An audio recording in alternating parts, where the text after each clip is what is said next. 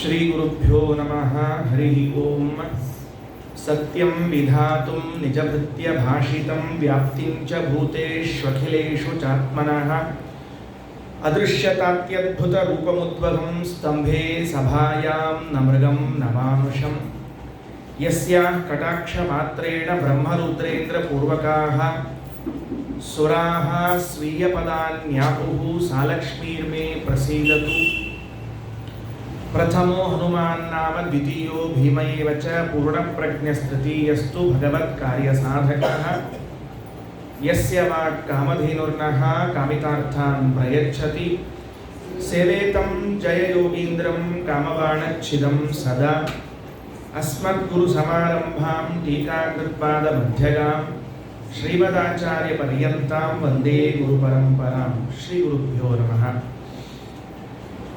ಅಧಿಕ ಮಾಸದ ಈ ಪರಮ ಪಾವನ ದಿನಗಳಲ್ಲಿ ಸಾಧನೆಗೆ ಹೆಚ್ಚು ಅವಕಾಶ ಇದೆ. 30 ದಿನಗಳು ಅಧಿಕವಾಗಿ ಬಂದಿದ್ದರೂ ವರ್ಷವೆಂದೇ ಪರಿಗಣಿಸುತ್ತಾರೆ ಹೊರತಾಗಿ ವರ್ಷದ 1 ತಿಂಗಳು ಅಂತ ಲೆಕ್ಕ ಹಾಕುವುದಿಲ್ಲ. ನಾವು ಎಷ್ಟು ವಯಸ್ಸಿನಲ್ಲಿ ಇದ್ದೀವಿ, 1 ವರ್ಷ ಕಳೆದ್ರೆ 1 ವರ್ಷದ ಮೇಲೆ 1 ತಿಂಗಳು ಅಂತಿಲ್ಲ, 1 ವರ್ಷ ಅಂತ ಲೆಕ್ಕ. ಇದು ದೇವರ ಕಾರುಣ್ಯ ನಿಜವಾಗಲೂ. ಯಾಕೆ ಅಂದರೆ 30 ದಿನಗಳನ್ನು ಅಧಿಕ ಕೊಟ್ಟು ಅಧಿಕ ಎಣಿಸುವುದಿಲ್ಲ. ಸಾಧನೆಯನ್ನು ಮಾಡಿಕೊಳ್ಳಿಕ್ಕೆ ಹೆಚ್ಚಿಗೆ ಅವಕಾಶ ಇದೆ. ಅದಕ್ಕಾಗಿ ಅಧಿಕ ಮಾಸದಲ್ಲಿ ಮಹಾಭಾರತದಂತಹ ಒಂದು ಶ್ರೇಷ್ಠವಾದ ಗ್ರಂಥ, ವಿಶ್ವಮಾನ್ಯವಾದ ಕೃತಿ. ಭಾರತದವರು ಮಾತ್ರ ಮಹಾಭಾರತವನ್ನು ಓದ್ತಾರೆ, ಅವರ ಮಾತ್ರ ತಿಳಿತಾರೆ ಅಂದ್ಕೊಳ್ಬೇಡ್ರಿ. ಅನೇಕ ದೇಶ ವಿದೇಶಗಳಲ್ಲೂ ಮಹಾಭಾರತದ ಬಗ್ಗೆ ಸಾಕಷ್ಟು ಗೌರವ ಇಟ್ಟುಕೊಂಡಿರುವಂತಹ ವ್ಯಕ್ತಿಗಳಿದ್ದಾರೆ. ಅಂತಹ ಮಹಾಭಾರತದಲ್ಲಿ ಬರುವ ಒಂದು ಭಾಗ ಅದು ಭಗವದ್ಗೀತೆ. 18 ಅಧ್ಯಾಯಗಳಿಂದ ಕೂಡಿರುವಂತಹ ಈ ಭಗವದ್ಗೀತೆ, ಆ 18 ಅಧ್ಯಾಯಗಳಲ್ಲಿ ಮೊದಲಿನ 1.25 ಅಧ್ಯಾಯ ಪ್ರಾಸ್ತಾವಿಕ. ಯಾಕೆ ಗೀತೆ ಬಂತು ಅಂತ ತಿಳಿಸ್ಲಿಕ್ಕೆ ಹೊರಟಿರುವಂತಹ ಮಾತು. ಅದಾದ ಮೇಲೆ 2ನೇ ಅಧ್ಯಾಯದ 11ನೇ ಶ್ಲೋಕದಿಂದ ಕೃಷ್ಣನ ಉಪದೇಶ ಪ್ರಾರಂಭವಾಗ್ತದೆ. ಪ್ರಶ್ನೆ ಉತ್ತರಗಳು ಮುಗಿದು ಕೊನೆಗೆ 18ನೇ ಅಧ್ಯಾಯ ಯತ್ರ ಯೋಗೇಶ್ವರ ಕೃಷ್ಣ ಯತ್ರ ಪಾರ್ಥೋ ಧನುರ್ಧರ ತತ್ರ ಶ್ರೀಃ ವಿಜಯಃ ಭೂತಿಃ ಧ್ರುವಾನೀತಿರ್ಮತಿರ್ಮಮ ಎಂಬ ಮಂಗಳ ಶ್ಲೋಕದೊಂದಿಗೆ ಮುಕ್ತಾಯವಾಗ್ತದೆ. 18 ಅಧ್ಯಾಯದ ಗೀತೆಯನ್ನು ಉಪದೇಶ ಮಾಡಿಬಿಟ್ಟ ಭೀಷ್ಮ ಪರ್ವದಲ್ಲಿ ಬರುವಂತಹದ್ದು. ಇದನ್ನು ಪ್ರವಚನ ಮಾಡ್ತಾ ಇದ್ರು. ಯಾರು ಪ್ರವಚನ ಮಾಡ್ತಾ ಇದ್ರು ಅಂದರೆ ವೈಶಂಪಾಯನಾಚಾರ್ಯರು ಜನಮೇಜಯನಿಗೆ ಇದನ್ನ ಭಗವದ್ಗೀತೆಯನ್ನು ಉಪದೇಶ ಮಾಡಿ ಮುಗಿಸಿದರು. ಬಹಳ ಆಗ್ಬಿಡ್ತು. ಜನಮೇಜಯ ಅಂದ ಇಷ್ಟೆಲ್ಲ ವಿಷಯಗಳನ್ನು ನೆನಪಿಟ್ಟುಕೊಳ್ಳೋದು ಕಷ್ಟ ಆಗ್ತದೆ. ಸಾರವತ್ತಾಗಿ ಏನಾದರೂ ನೆನಪಿನಲ್ಲಿ ಉಳಿಯುವಂತೆ ಒಂದೇ ಮಾತಿನಲ್ಲಿ, ನೋಡಪ್ಪ ಇದಿಷ್ಟು ನೀನು ಜೀವನದಲ್ಲಿ ನೆನಪಿಟ್ಟುಕೊಂಡ್ರೆ ಸಾಕು, ನಿನಗೆ ಹೆಜ್ಜೆ ಹೆಜ್ಜೆಗೂ ಅನುಕೂಲವಾಗುತ್ತದೆ ಅಂತಿದ್ರೆ ಅಂಥ ಒಂದು ಮಾತನ್ನು ಹೇಳ್ರಿ ಅಂತ ಕೇಳ್ತಾನೆ ಜನಮೇಜಯ ವೈಶಂಪಾಯನಾಚಾರ್ಯರು ಈಗ ಹೇಳುವ ಮುಂದಿನ ಮಾತು ಏನಿರಬೇಕು ಅಂದರೆ, ಅವನೇನು ಪ್ರಶ್ನೆ ಕೇಳಿಕೊಂಡಿದ್ದಾನೆ ಅದಕ್ಕೆ ತಕ್ಕದಾದ ಉತ್ತರ ಇರಬೇಕು. ಅವನೊಬ್ಬನಿಗೆ ಅಲ್ಲದೆ ಮುಂದೆ ಯಾರ್ಯಾರು ಬರುವರಿದ್ದಾರೋ ಅವರೆಲ್ಲರಿಗೂ ಕೂಡ ಒಂದು ಪುಟ್ಟ ಮಾತಿನಲ್ಲಿ ಜೀವನದ ಸಾರ, ಜೀವನದ ಮಾರ್ಗದರ್ಶನ ಎಲ್ಲವೂ ಇರುವಂತೆ ಇರಬೇಕು. ಅಂಥದ್ದೊಂದು ಮಾತು ಹೇಳ್ರಿ ಅಂತ ಕೇಳಿದಾಗ ಆಗ ವೈಶಂಪಾಯನಾಚಾರ್ಯರು ವ್ಯಾಸಾನುಗ್ರಹಕ್ಕೆ ಪಾತ್ರರಾದವರು ಹೀಗಂತಾರೆ. ಗಂಗಾ ಗೀತಾ ಚ ಗಾಯತ್ರಿ ಗೋವಿಂದೇತಿ ಹೃದಯ ಸ್ಥಿತೆ ಚತುರ್ಗಕಾರ ಸಂಯುಕ್ತೆ ಪುನರ್ಜನ್ಮ ನ ವಿದ್ಯತೆ. ಬಹಳ ಚೆನ್ನಾಗಿದೆ. ಇವು 4 ಗಕಾರಗಳನ್ನು ನೆನಪಿಟ್ಟುಕೊಳ್ಬೇಕಂತೆ. ನೆನಪಿನಲ್ಲಿ ಉಳಿಲಿಕ್ಕೆ ಸುಲಭವಾಗಿ ಹೇಳಿಕೊಟ್ಟ ಮಾತು ಗಂಗಾ ಗೀತಾ ಚ ಗಾಯತ್ರಿ ಗೋವಿಂದೇತಿ ಹೃದಯ ಸ್ಥಿತೆ ಚತುರ್ಗಕಾರ ಸಂಯುಕ್ತೆ ಪುನರ್ಜನ್ಮ ನ ವಿದ್ಯತೆ. 4 ಗಕಾರಗಳನ್ನು ನೆನಪಿಟ್ಟುಕೊಂಡ್ರೆ ಸಾಕು, ಬಹಳ ಏನ್ ಬೇಡ. ಎಲ್ಲವೂ ಗ ಗ ಗ ಅಂತ ಏನಿಲ್ಲ. ಒಂದು ಗ, ಒಂದು ಗ, ಒಂದು ಗಿ, ಒಂದು ಗೋ.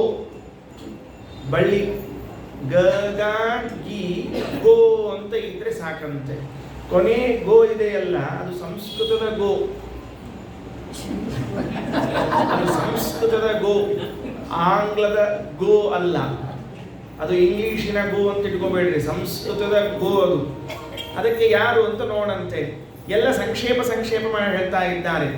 ಗಂಗಾ ಗೀತಾ ಚ ಗಾಯತ್ರಿ ಗೋವಿಂದೇತಿ ಹೃದಯ ಸ್ಥಿತೇ.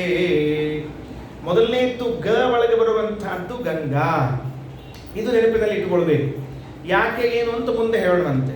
ಮೊದಲನೇದ್ದು ಗಂಗೆ, ಎರಡನೇದ್ದು ಗಂಗಾ ಆದ ಮೇಲೆ ಬರುವಂತಹದ್ದು ಗಾಯತ್ರಿ. ಕ್ರಮಪ್ರಾಪ್ತವಾಗಿ ಗ ಗ ಗೀ ಇದ್ದಂತೆ ಶ್ಲೋಕದಲ್ಲಿ ಗೀತೆ ಎರಡನೇದ್ದಾಗಿ, ಗಾಯತ್ರಿ ಮೂರನೇದ್ದಾಗಿದೆ. ಅದಕ್ಕೆ ಕಾರಣ ಇದೆ, ಆ ಕಾರಣವನ್ನು ಆಮೇಲೆ ತಗೊಳ್ತೀನಿ. ಅಕ್ಷರದ ಪ್ರಕಾರ ಹೋಗುವಾಗ ಮೊದಲನೇದ್ದು ಗಂಗೆ, ಎರಡನೇದ್ದು ಗಾಯತ್ರಿ, ಮೂರನೇದ್ದು ಭಗವದ್ಗೀತೆ. ಈ ಗೀತೆಗೊಂದು ಸ್ವಾರಸ್ಯ ಇದೆ. ಉಳಿದ ಎಲ್ಲ ಗೀತೆಗಳಿಗೂ ಹಿಂದೆ ಒಂದೊಂದು ವಿಶೇಷಣಗಳನ್ನು ಸೇರಿಸಿ ಹೇಳಬೇಕಾಗ್ತದೆ. ವೇಣುಗೀತ, ಗೋಪಿಗೀತ, ಭ್ರಮರಗೀತ, ಶ್ರುತಿಗೀತ, ಹೀಗೆಲ್ಲ ಅದಕ್ಕೆ ಹಿಂದೆ ಒಂದೊಂದು ವಿಶೇಷಣಗಳನ್ನು ಸೇರಿಸಿ ಹೇಳಬೇಕಾಗ್ತದೆ. ಆದರೆ ಇದಕ್ಕೆ ಮಾತ್ರ ಯಾವ ವಿಶೇಷಣವನ್ನು ಹೇಳುವುದು ಬೇಕಾಗಿಲ್ಲ. ಗೀತಾ ಅಂತ ಇಷ್ಟು ಹೇಳಿದ ಮಾತ್ರಕ್ಕೆ ಎಲ್ಲರಿಗೂ ತಲೆಯಲ್ಲಿ ಬರುವುದು ಅರ್ಜುನನಿಗೆ ಶ್ರೀಕೃಷ್ಣ ಉಪದೇಶ ಮಾಡಿದ್ದು ಅಂತ ನೆನಪಿಗೆ ಬರ್ತದೆ, ಬೇರೆ ಇನ್ಯಾವುದು ಬರುವುದಿಲ್ಲ. ಅಷ್ಟು ಸುಂದರವಾಗಿರುವಂತಹದ್ದು ಇದು ಗೀತಾ ಭಾಗ. ಗೀತೆ ನೋಡ್ರಿ ಇದು ಹೆಂಗಿದೆ ಅಂದರೆ, ಎಲ್ಲಿ ಹುಟ್ಟಿಕೊಂಡಿದೆ, ಅದಕ್ಕೆ ಗೀತೆ ಹುಟ್ಟಲಿಕ್ಕೆ ಒಂದು ಜಾಗ ಬೇಕಲ್ಲ, ಬಹಳ ಚಂದಾದ ಜಾಗ ಅಂತ ಗೀತೆ ಹುಟ್ಟುಕೊಂಡದ್ದು. ಇದನ್ನೆಲ್ಲ ಶಬ್ದಗಳ ವಿವರಣೆ ಮಾಡುವಾಗ ಮಾಡ್ತೀವಿ. ಮೂರಾಯಿತು. ಮೊದಲನೇದ್ದು ಗಂಗೆ ಆಯಿತು, ಎರಡನೇದ್ದು ಗಾಯತ್ರಿ ಆಯಿತು, ಮೂರನೇದ್ದು ಗೀತೆ ಆಯಿತು, ನಾಲ್ಕನೇದ್ದು ಯಾವುದು ಅಂದರೆ ಗೋ ಅಂದರೆ ಗೋವಿಂದ ಪರಮಾತ್ಮ. ಈ ನಾಲ್ಕನ್ನ ನೆನಪಿಟ್ಟುಕೊಳ್ಳುವುದರಿಂದ ಪುನರ್ಜನ್ಮ ನ ವಿದ್ಯತೆ ಅಂತ ವೈಶಂಪಾಯನಾಚಾರ್ಯರು ಜನಮೇಜಯನಿಗೆ ಹೇಳುತ್ತಾರೆ. ಮತ್ತೆ ಈ ಚಕ್ರ, ಯಾವ ಚಕ್ರ, ಈ ಸಂಸಾರ ಚಕ್ರದಲ್ಲಿ ಬರುವುದಿಲ್ಲ ಅಂತ. ಅದಿರಲಿ, ಫಲಶ್ರುತಿ ಏನೋ ಇರಲಿ, ಅಂತೂ ಹೆಜ್ಜೆ ಹೆಜ್ಜೆಗೆ ನಮಗೆ ಅನುಕೂಲವಾಗುವಂತಹ ಗ್ರಂಥ ಯಾವುದು ಅಂದರೆ, ಯಾವ ಮಾತುಗಳು ಯಾವುದು ಅಂದರೆ ಈ 4 ಅಂತ ನೆನಪಿಟ್ಟುಕೊಂಡ್ರೆ ಆಯಿತು. ಮೊದಲನೇದ್ದು ಗಂಗೆ. ಯಾಕೆ? ಇವು 4ರಲ್ಲೂ ಒಂದು ಸಾಮ್ಯ ಇದೆ, ಬಹಳ ಚೆನ್ನಾಗಿದೆ. 4ರಲ್ಲೂ ಒಂದು ಅಂಶ ಸರಿಯಾಗಿರುವಂತಹದ್ದು. ಗಂಗೆಗೂ ಗೀತೆಗೂ ಮತ್ತೆ ಗಾಯತ್ರಿಗೂ ಗೋವಿಂದನಿಗೂ 4ರಲ್ಲೂ ಸಮಾನವಾದ ಅಂಶಗಳು. ಏನು ಅಂದರೆ ಈ 4 3ರಲ್ಲಿ ಸಿಕ್ಕೊಂಡಿವೆ ಅಂತ. ಈ 4 ಏನಿವೆ, ಈ 4 3ರಲ್ಲಿ ಸಿಕ್ಕಾಕೊಂಡಿವೆ. ಉದಾಹರಣೆ, ಈಗ ಗಂಗಾ ಅಂತಿದೆಯಲ್ಲ, ಈ ಗಂಗೆ 3ಕ್ಕೆ ಸಂಬಂಧಪಟ್ಟದ್ದು. ಯಾವುದು 3ಕ್ಕೆ ಸಂಬಂಧಪಟ್ಟದ್ದು ಅಂದರೆ ದೇವಲೋಕಕ್ಕೆ, ಮನುಷ್ಯ ಲೋಕಕ್ಕೆ, ಪಾತಾಳ ಲೋಕಕ್ಕೆ, ಈ 3 ಲೋಕಕ್ಕೂ ಗಂಗೆ ಸಂಬಂಧಪಟ್ಟದ್ದು. ಅದಕ್ಕೆ ಗಂಗೆಯನ್ನು ಕೊಂಡಾಡುವಾಗ ಗಂಗಾ ತ್ರಿಪಥಗಾಮಿನಿ ಅಂತ ಹೇಳ್ತಾರೆ. ಗಂಗೆ ಇದು ತ್ರಿಪಥ, 3ರಲ್ಲಿ ಹರಿದುಕೊಂಡು ಹೋಗುವುದು. ದೇವಲೋಕದಿಂದಲೂ ಹರಿದು ಬರುವಂತಹದ್ದಾಗಿದೆ, ಮನುಷ್ಯ ಲೋಕದಲ್ಲೂ ಹರಿಯುವಂತಹದ್ದಾಗಿದೆ, ಪಾತಾಳದಲ್ಲೂ ಹರಿಯುವಂತಹದ್ದಾಗಿದೆ. ಪಾತಾಳದಲ್ಲಿ ಭಗೀರಥ ಕರ್ಕೊಂಡು ಹೋದ್ರಂತೆ, ಅವರು ಪಿತೃಗಳನ್ನು ಉದ್ಧಾರ ಮಾಡಬೇಕು ಅಂತ ತಿಳಿದುಕೊಂಡು. ದೇವರು ಕಪಿಲನಾಮಕನಾಗಿ ಕುಳಿತಿರುವಾಗ ಅಶ್ವಮೇಧದ ಕುದುರೆಯನ್ನ ಇಂದ್ರದೇವರು ಅಪಹರಿಸಿಕೊಂಡು ತಂದಲ್ಲಿ ಇಟ್ಟಿದ್ದಾರೆ. ಆ ಕುದುರೆಯನ್ನ ಹುಡುಕಿಕೊಂಡು ಬರ್ಲಿಕ್ಕೆ ಹೋದ ಸಗರ ಪುತ್ರರು ದೇವರನ್ನ ಕಳ್ಳ ಅಂತ ತಿಳ್ಕೊಂಡ್ರಂತೆ. ಪರಿಣಾಮ ಏನಾಯಿತು ಅಂದ್ರೆ ಬೂದಿ ಆದ್ರಂತಷ್ಟೇ, ಬೇರೆ ಏನಾಗಲಿಲ್ಲ. ಅಂದ್ರೆ ಸತ್ರು ಅಂತ ಹಿಂಗೆ ಹೇಳ್ಬಾರ್ದ್ರಿ, ಬೂದಿಯೇ ಆದ್ರು ಡೈರೆಕ್ಟ್ ಆಗಿ ಅಂತ ಹೇಳ್ಬಿಡೋದು. ಅಂದ್ರೆ ಅದಕ್ಕೆ ಖರ್ಚು ಉಳಿದು ಹೋಗ್ಬಿಡ್ತೀರಿ. 60,000 ಮಂದಿದು ಏನು ಶವ ಸಂಸ್ಕಾರ ಮಾಡಬೇಕಾಗಿತ್ತು, ಎಲ್ಲ ಖರ್ಚು ಉಳಿದು ಹೋಗ್ಬಿಡ್ತು, ಬೂದಿಯಾಗಿ ಹೋಗಿದ್ದಾರೆ. ಅದನ್ನ ಮತ್ತೆ ಅವರನ್ನ ಸದ್ಗತಿಗೆ ಕಳಿಸಬೇಕು ಅನ್ನುವುದಕ್ಕಾಗಿ ಭಗೀರಥ ಕರೆದುಕೊಂಡು ಬಂದದ್ದಕ್ಕೆ ಪಾತಾಳದಲ್ಲೂ ಹರಿದು ಬಂತು. ಹಾಗಾಗಿ ಗಂಗೆ 3ಕ್ಕೆ ಸಂಬಂಧಪಟ್ಟದ್ದು. ದೇವಲೋಕ, ಭೂಲೋಕ, ಪಾತಾಳ ಲೋಕ ಅಂತ 3 ಆಯಿತು. ಇನ್ನು ಗಾಯತ್ರಿ, ಈ ಗಾಯತ್ರಿಯು ಕೂಡ ತ್ರಿಪದ ಗಾಯತ್ರಿ, ಅದಕ್ಕೆ 3 ಪಾದಗಳಿರುವಂತಹದ್ದು. ಗಾಯತ್ರಿ ಇರುವಂತಹದ್ದು ಎಷ್ಟು? 3 ಪಾದ. ತತ್ಸವಿತರು ವರೇಣ್ಯಂ ಭರ್ಗೋ ದೇವಸ್ಯ ಧೀಮಹಿ ಧಿಯೋ ಯೋ ನ ಪ್ರಚೋದಯಾತ್ ಅಂತ 3 ಪಾದಗಳು. ಗಂಗೆಯು 3 ಲೋಕಕ್ಕೆ ಸಂಬಂಧಪಟ್ಟವಳು, ಗಾಯತ್ರಿಯು 3 ಪಾದಗಳಿಗೆ ಸಂಬಂಧಪಟ್ಟವಳು. ಗೀತೆಯಲ್ಲೂ 3 ಭಾಗಗಳಿವೆ. 3 ಭಾಗಗಳು ಯಾವುದು ಗೀತೆಯಲ್ಲಿ ಅಂದರೆ 18 ಅಧ್ಯಾಯಗಳಿದೆ ಅಲ್ಲ, 6, 6, 6 3 ಭಾಗಗಳನ್ನು ಮಾಡ್ತಾ ಇದ್ದಾನೆ. ಜ್ಞಾನಯೋಗ, ಕರ್ಮಯೋಗ, ಭಕ್ತಿಯೋಗ ಅಂತ 3 ಭಾಗಗಳನ್ನು ಮಾಡ್ತಾ ಇದ್ದಾನೆ. ಇನ್ನೊಂದು ರೀತಿಯಿಂದಲೂ ಈ ಗೀತೆಗೆ ವ್ಯಾಖ್ಯಾನ ಮಾಡಿ ಬರ್ತದೆ. 3ನೇದ್ದು ಈ ಜ್ಞಾನ, ಕರ್ಮ, ಭಕ್ತಿ ಅಂತಿದೆಯಲ್ಲ, ಈ 3 ನಮ್ಮ ಜೀವನದಲ್ಲಿ ಒಂದೊಂದು ಯೋಗಗಳು. ಯೋಗ ಅಂದರೆ ಉಪಾಯ ಅಂತ ಅರ್ಥ, ಬೇರೆ ಏನಲ್ಲ. ಜ್ಞಾನವೂ ಒಂದು ಉಪಾಯ, ಕರ್ಮವೂ ಒಂದು ಉಪಾಯ, ಭಕ್ತಿಯೂ ಒಂದು ಉಪಾಯ. ಯೋಗ ಅನ್ನೋ ಶಬ್ದಕ್ಕೆ ನಾವು ಇನ್ನೊಂದು ರೀತಿಯಿಂದ ತಿಳ್ಕೊಂಡಿರ್ತೀವಿ, ಅವಂಗ ಅಂಥ ಯೋಗ ಬಂತು ನೋಡ್ರಿ ಅಂತ ಇರ್ತಾರೆ. ಅವಂಗ ಲಗ್ನ ಆಗೋ ಯೋಗ ಬಂತು ಅಂತ ಹೇಳ್ತಿರ್ತಾರಿಲ್ಲೋ, ಅದು ಒಂದೇ ಮುಂದಿನ್ಯಾವ ಯೋಗ ಅಂತ ಹೇಳ್ತಿರಂಗಿಲ್ಲ. ಈಗ ಲಗ್ನ ಆಗುವ ಯೋಗ ಬಂತು, ಅವ್ನು ಸನ್ಯಾಸಿ ಯೋಗ ಇತ್ತು, ಯಾಕೆ ಲಗ್ನ ಆದ್ಮೇಲೆ ಮುಂದೆ ನೆಕ್ಸ್ಟ್ ಅದು ಸನ್ಯಾಸ ಯೋಗ ಬಂತು ಅಂತ ಹಿಂಗೆ ಹೇಳ್ತಿರ್ತಾರೆ. ಅಲ್ಲ, ಅಂದ್ರೆ ಅವರು ಲಗ್ನ ಮಾಡಿಕೊಂಡದ್ದಕ್ಕೆ ಆ ಯೋಗ ಬಂದಿತ್ತೋ ಏನೋ ಗೊತ್ತಿಲ್ಲ ನಮಗೆ, ಆ ಪುಣ್ಯದ ಪ್ರಭಾವದಿಂದಾಗಿ. ಹಂಗಾರೆ ಯೋಗ ಅನ್ನೋದೊಂದು ಏನೋ ಅದಕ್ಕೊಂದು ಭವಿಷ್ಯ ಅಥವಾ ಅದೊಂದು ಲಕ್ಕು ಅನ್ನೋ ಅಭಿಪ್ರಾಯದಲ್ಲಿ ಹೇಳಿದ್ರೆ ಅಲ್ಲ. ಯೋಗ ಅಂದ್ರೆ ಉಪಾಯ. ಭಗವಂತನನ್ನ ಕಾಣುವುದಕ್ಕಾಗಿ 3 ಯೋಗಗಳನ್ನು ಕೃಷ್ಣನೇ ಹೇಳಿದ್ದಾನೆ. ಒಂದು ಜ್ಞಾನ ಯೋಗ, ಒಂದು ಕರ್ಮಯೋಗ, ಒಂದು ಭಕ್ತಿ ಯೋಗ. ಜ್ಞಾನವೂ ಒಂದು ಉಪಾಯ, ಕರ್ಮವೂ ಒಂದು ಉಪಾಯ, ಭಕ್ತಿ ಒಂದು ಉಪಾಯ ಅಂತ ಹೀಗೆ 3. ಅಥವಾ ನಮ್ಮಲ್ಲಿ ಆಚಾರ್ಯ ಪುರುಷರು ಅಂತ ಕರೆಸಿಕೊಳ್ಳಬೇಕಾಗಿದ್ರೆ ಈಗ ಶಂಕರಾಚಾರ್ಯರು, ರಾಮಾನುಜಾಚಾರ್ಯರು, ಮಧ್ವಾಚಾರ್ಯರು, ಹೀಗೆ ಆಚಾರ್ಯ ಪುರುಷರು ಅಂತ ಕರೆಸಿಕೊಳ್ಳಬೇಕಾದ್ರೆ ದಾರ್ಶನಿಕರಲ್ಲಿ ಅವರು 3 ಗ್ರಂಥಗಳ ಮೇಲೆ ಅವಶ್ಯವಾಗಿ ವ್ಯಾಖ್ಯಾನವನ್ನೇ ಮಾಡಿರಬೇಕು, ವ್ಯಾಖ್ಯಾನ ಮಾಡಿರಲೇಬೇಕು ಅನ್ನುವಂಥದ್ದು ಒಂದು ಅಲಿಖಿತವಾದ ಸಂಹಿತ. ಏನು ಸಂವಿಧಾನ ಬರದೇ ಇರುವಂತಹದ್ದು ಅದು ಎಲ್ಲೂ ಇಲ್ಲ, ಆದರೂ ಹಾಗೆ ನಡ್ಕೊಂಡು ಬಂದಿದೆ. ಶಂಕರಾಚಾರ್ಯರು ಸೂತ್ರಗಳ ಮೇಲೆ ವ್ಯಾಖ್ಯಾನವನ್ನು ಬರೀತಾರೆ, ಉಪನಿಷತ್ತುಗಳ ಮೇಲೆ ವ್ಯಾಖ್ಯಾನವನ್ನು ಬರೀತಾರೆ, ಭಗವದ್ಗೀತೆಯ ಮೇಲೆ ವ್ಯಾಖ್ಯಾನವನ್ನು ಬರೀತಾರೆ. ಇದಕ್ಕೆ ಪ್ರಸ್ಥಾನತ್ರಯಿ ಅಂತ ಕರೀತಾರೆ. ರಾಮಾನುಜಾಚಾರ್ಯರು ಬ್ರಹ್ಮಸೂತ್ರಗಳ ಮೇಲೆ, ಭಗವದ್ಗೀತೆಯ ಮೇಲೆ, ಉಪನಿಷತ್ತಿನ ಕೆಲವು ಭಾಗಗಳ ಮೇಲೆ ವ್ಯಾಖ್ಯಾನ ಬರೀತಾರೆ. ಪ್ರಸ್ಥಾನತ್ರಯಿ ಅಂತ ಕರೆಸಿಕೊಳ್ಳುತ್ತದೆ. ಆಚಾರ್ಯರು, ಶ್ರೀಮದಾಚಾರ್ಯರು ಭಗವದ್ಗೀತೆಯ ಮೇಲೆ, ಸೂತ್ರಗಳ ಮೇಲೆ, ಆಮೇಲೆ ಉಪನಿಷತ್ತುಗಳ ಮೇಲೆ ವ್ಯಾಖ್ಯಾನವನ್ನು ಬರೀತಾರೆ. ಹಾಗಾದ್ರೆ ಇದು 3ಕ್ಕೆ ಸಂಬಂಧಪಟ್ಟದ್ದು. ಪ್ರಸ್ಥಾನತ್ರಯಿ ಅಂತ ಕರೆಸಿಕೊಳ್ಳುವಂತಹದ್ರಲ್ಲಿ ಇದ್ದದ್ದು ಮತ್ತೆ ಭಗವದ್ಗೀತೆ. ಇನ್ನು ಕೊನೆಯಲ್ಲಿ ಗೋವಿಂದ ಏನಿದ್ದಾನಲ್ಲ, ಈ ಗೋವಿಂದನು 3ರಿಗೆ ಸಂಬಂಧಪಟ್ಟವರು. ಯಾರಿಗೆ? ದೇವ ದಾನವ ಮಾನವರೆಂದೀ ವಿಧಲಾವಾಗಲಿಪ್ಪರು. ದೇವತೆಗಳು, ದಾನವರು, ಮನುಷ್ಯರು ಅಂತ ತಿಳಿದುಕೊಂಡು 3 ಜನ ಇದ್ದಾರಲ್ಲ, ಈ 3ರಿಗೂ ಸಂಬಂಧಪಟ್ಟವನಾಗಿದ್ದಾನೆ ಭಗವಂತ. ಆದ್ದರಿಂದ ಈ ಶ್ಲೋಕದಲ್ಲಿ ಬಂದ ಪ್ರತಿಯೊಂದು ವಸ್ತುಗಳು 3ಕ್ಕೆ ಸಂಬಂಧಪಟ್ಟದ್ದು. ಗಂಗಾ 3 ಕಡೆಗೆ ಹರಿತಾಳೆ, ಗಾಯತ್ರಿ 3 ಪಾದದವಳಾಗಿದ್ದಾಳೆ, ಗೀತೆ ಒಳಗಡೆಗೆ 3 ಭಾಗವುಳ್ಳವಳು, ಪ್ರಸ್ಥಾನ ತ್ರಯಿಯಲ್ಲಿ ಕರೆಸಿಕೊಂಡವಳು, ಗೋವಿಂದ, ದೇವದಾನವ ಮಾನವ ಎನ್ನುವಂತಹ 3ರಿಗೂ ಕೂಡ